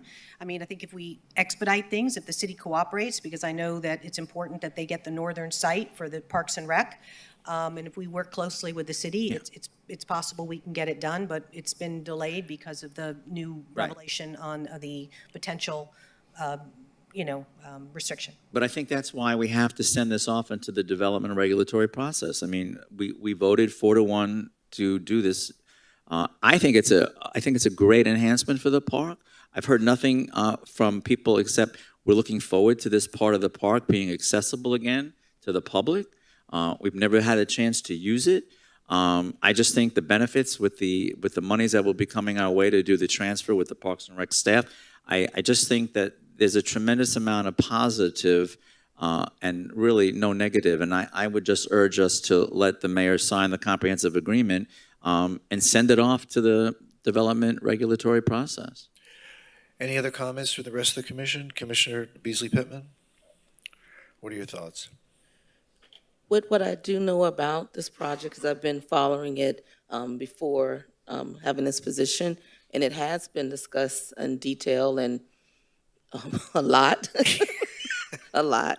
I think we should move forward and let the process begin. Okay. Commissioner Herbst? Take a deep breath. Yeah. Well, I'm generally of the mindset that we defer to the district commissioner when it's something that's in their district. But again, as has been pointed out, this has gone through a rather lengthy process. I was uncomfortable with the deed restrictions on it. I think based on the city attorney's memo, I'm more comfortable now than I was when I first heard about it. So I think at this point it's appropriate to move forward. Okay. As a minimum, there's a perception that my community has been left out of this, and that's unacceptable. I mean, I do need Mr. Thornburg and a developer, and this week, I'd like us to sit down and I mean, get the community more involved. Whether it's real or not, there's a perception it's real. There's a feeling in the community that's been left out, and I want to bring the community in. Can you make yourself available, Ms. Bogdanoff? Always, I've offered, I've been Let's trying do to. this sooner rather, I mean, like this week, next week or two. This is in my dish, and we need to have a say in how this goes forward, 100%. Will you be shopping for Christmas? I'm here the entire 2 weeks. I'm not going anywhere. Okay. I mean, I am very uncomfortable about the feeling in my community. Okay, thank you very much. Okay, all right. So, Mayor, are we giving the consensus? Giving that the consensus to you're move signing, forward, yeah. You're signing the comprehensive Finalize agreement? execution copies and get them to your office. Okay, all right. Okay. You did, it wasn't, I'll let you, it wasn't really, but Ms. Insera, do you want to come up? I think we've already made our decision, but you didn't sign up for that, and I don't want to prolong this. It's not, to be honest with you, Mr. Cook, because it's not an agenda item, you're really not entitled to speak at all. But I'm allowing this gentleman to speak. If you don't want to let him speak, then I'll ask him to sit down too. Mr. Insera, go ahead. Hello, my name is Ted and Sarah. Let me just say one thing. What I've witnessed up here with our city commission is just pathetic. I mean, I just can't wait for 2024 because this was basically who's the king of the sandbox up here now. And if this is a representation of our city, you made a comment that we all got to bond together for our city. This is the opposite of that from what I'm seeing. You guys really, come on, we're depending on you to make the city right, to do the right things. And for what I saw earlier, I don't think you all have the ability. For one thing, Warren, you don't need to talk to the neighborhoods. Come on, you know what we think. It's 100%. I can unanimously, River Oaks, unanimously Edgewood, unanimous Croissant Park. We don't want this in there. Mr. Glassby, with all due respect, you know, maybe you should make a trip to Snyder Park, maybe for the first time or again. Because why do we have to open up that end of the park? Why can it only be for pickleball? Why can't the city itself not open that end of the park? You guys closed it, reopen it. We don't need to have all this. Oh, it's the only way that part of the park can be used. There's other avenues to open up that part of the park. The traffic in there, the people in there, the noise that's going to be from there. I don't know if you've ever heard pickleball games, but you get multiple games at one time. They want to have lights. They want to have it at nighttime. It's going to disturb the tropical wetlands that are in there. We got burrowing owls that are in there, gopher tortoises. We have, the plant life, the wildlife is going to be 100% affected by all the cars, all the noise, all the exhaust, the canopy. This is our neighborhood park. Mr. Insera, isn't this next to the international airport? One end borders the airport, yes. Okay, I just So want to make sure we're what in the does that have same to do with area. anything? What does that have to do with anything technically? Well, you're talking about noise. You know, we have some houses that border I-95. I mean, what does that have to do about anything? Because you mentioned that it would increase the amount of noise to the area, and I'm just trying to understand from your perspective if the noise from the jet planes that take off every minute and a half are going to be any different than people playing. The airport is not people across the playing street pickleball. on 9th Avenue to the streets that are 30th Street, 29th Street, 28th Street. It's not directly across the street. The airport, they got a large, because it's the airport, you have to have a certain amount of space, Right. For crashes, or whatever's going to happen. So there's a big buffer in between the airport and the houses, as opposed to where these courts want to be and where the houses are. And we got to look at the nature end of it also, and not just come on, pickleball. Who knows if we can't get this built in 2025? Probably in 2025 nobody will be playing pickleball. I mean, it'll be like tetherball, like backgammon, like racquetball. By the time it's finished, it'll be obsolete. And then what are you going to do with all this stuff? Snyder Park has a nationally known Frisbee golf course. They just had a national tournament in there. You probably don't even realize that. And this is going to disturb a lot of the holes for the golf course, period. And this is a nationally known Frisbee golf tour course. Mr. Sarah, I know you're very passionate about this, and I know there are a number of people that live in and around the area that have And we don't need expressed- another neighborhood meeting. Can I talk? Yes. Who have, because your time is kind of Okay. up. All right. A number of people have come to us with concerns. There's no doubt about that, even at the public hearing we had, all right? Yes. But I also want you to know there are a lot of people who also were in favor of it, who live in those areas and are so looking forward to those. You mean the to people that came by Boca Raton and from I'm not finished. Cooper City? Come on, be fair. Okay. Who have also come to us and are thanking us for putting pickleball courts there so close to their homes so they don't have to travel across town. There are a lot of people, it's not 100%. And we're just doing our best to try to bring together a community that yes wants it, doesn't want it. You know, there are a lot of people that say, let's activate our parks. Let's let them do something. Pickleball, tennis, a lot of things that we do in our parks are to keep the public coming into the parks and not just a passive park, because sometimes passive parks don't always benefit a community, all right? It attracts the wrong element, and we're trying to keep the right element into our parks. So the reality is, let's try to work together and make this make this best thing for the community, okay? Maybe you could put the pickleball courts at Huizinga Park. How about that? You know, you don't know what, with Huizinga Park, where we have, you know, you want to do something with that park, make that pickleball court. You can't put 40 courts there. Nobody wants 40 courts anywhere. All right, So, that's not true. All right, thank you, Ms. Sarah. Thank you. Anything further, Mr. City Manager? No, that's all. Mr. Boileau? Meeting concluded. Thank you. Oh, CRA and OPEB. CRA? Okay. Yeah, let's get it done.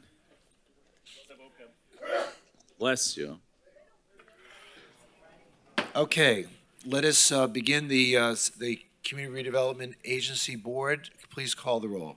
Commissioner Herbst, Present. Commissioner Glassman, Here.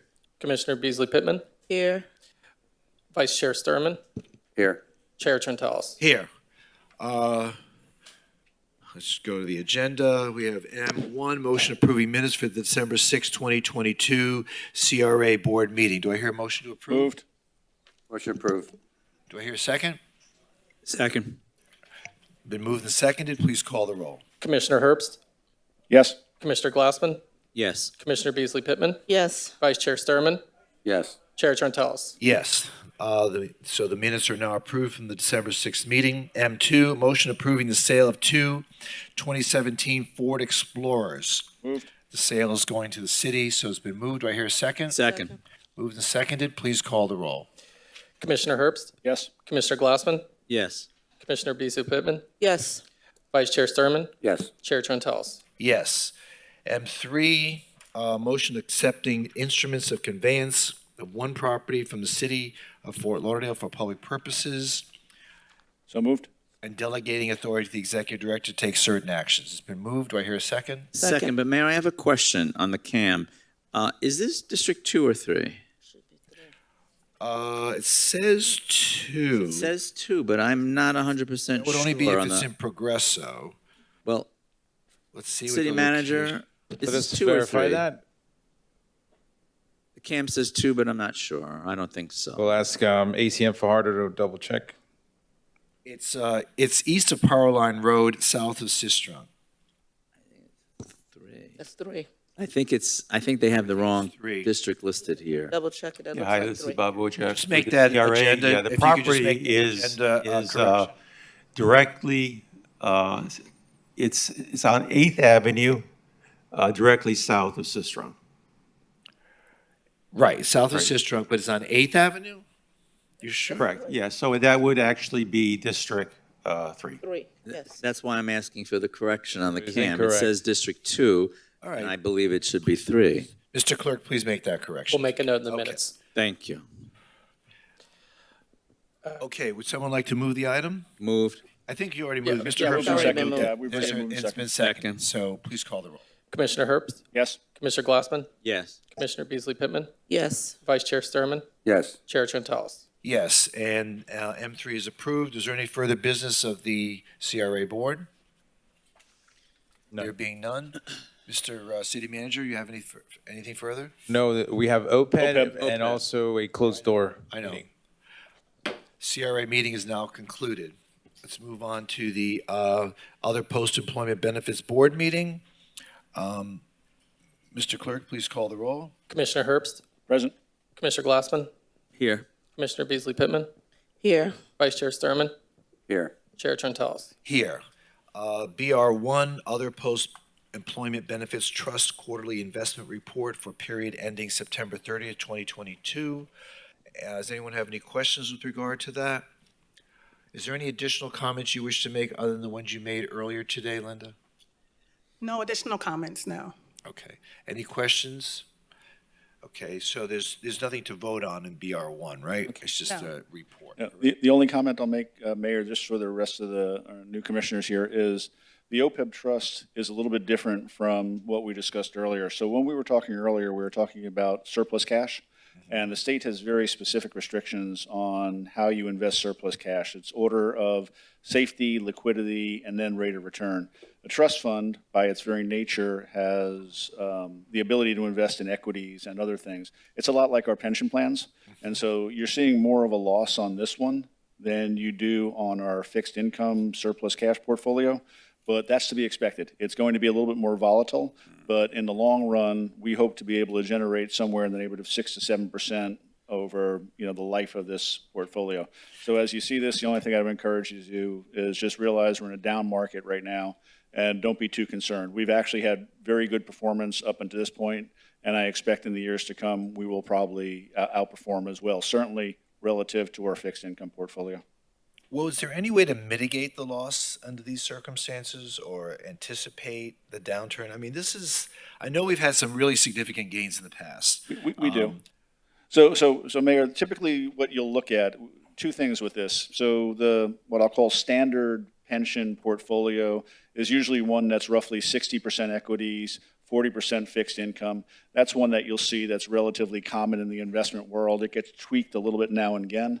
But generally what you expect is that your equity portion is going to have a rate of return of about 8% over time, your fixed income about 4 to 5% over time, and averages out to somewhere about 6.5% roughly. And that's the kind of performance that we've seen historically. And so we expect that this is going to happen. We anticipate periods of downturn, and the best thing we can do is simply ride it out. We know the market's going to recover probably next year. And so the best thing we do is just sit tight and don't look at it until next year. Right, and I just wanted to tell you that with this fund, we adopted a passive investment strategy with it. So basically, it's set it and forget it. You're letting the market work, and as long as we're beating the benchmark, that's our goal with this fund, is to beat the benchmark, and we do. All right. Okay, thank you. M1, motion approving the minutes for the September 6, 2022 other post-employment benefits trust board meeting. So moved? Second. Do I hear moved and seconded? Please call the roll. Commissioner Herbst, Yes. Commissioner Glassman, Yes. Commissioner Beasley Pittman, Yes. Vice Chair Sturman, Yes. Chair Trentalis. Yes, and that motion is now approved, and those minutes are now accepted. Any further business of the OPEB board? There being none, that meeting is concluded. Are we good? Closed door session, Cold stores. you're available. Get out of the room, everybody. Do we throw everybody I out or don't do have we a, I relocate? don't have a What's easier? statement here. I go to we have a bathroom break? I'm sorry? Labor. Okay. Yeah. Can we take like a 5-minute break? Okay. Yeah.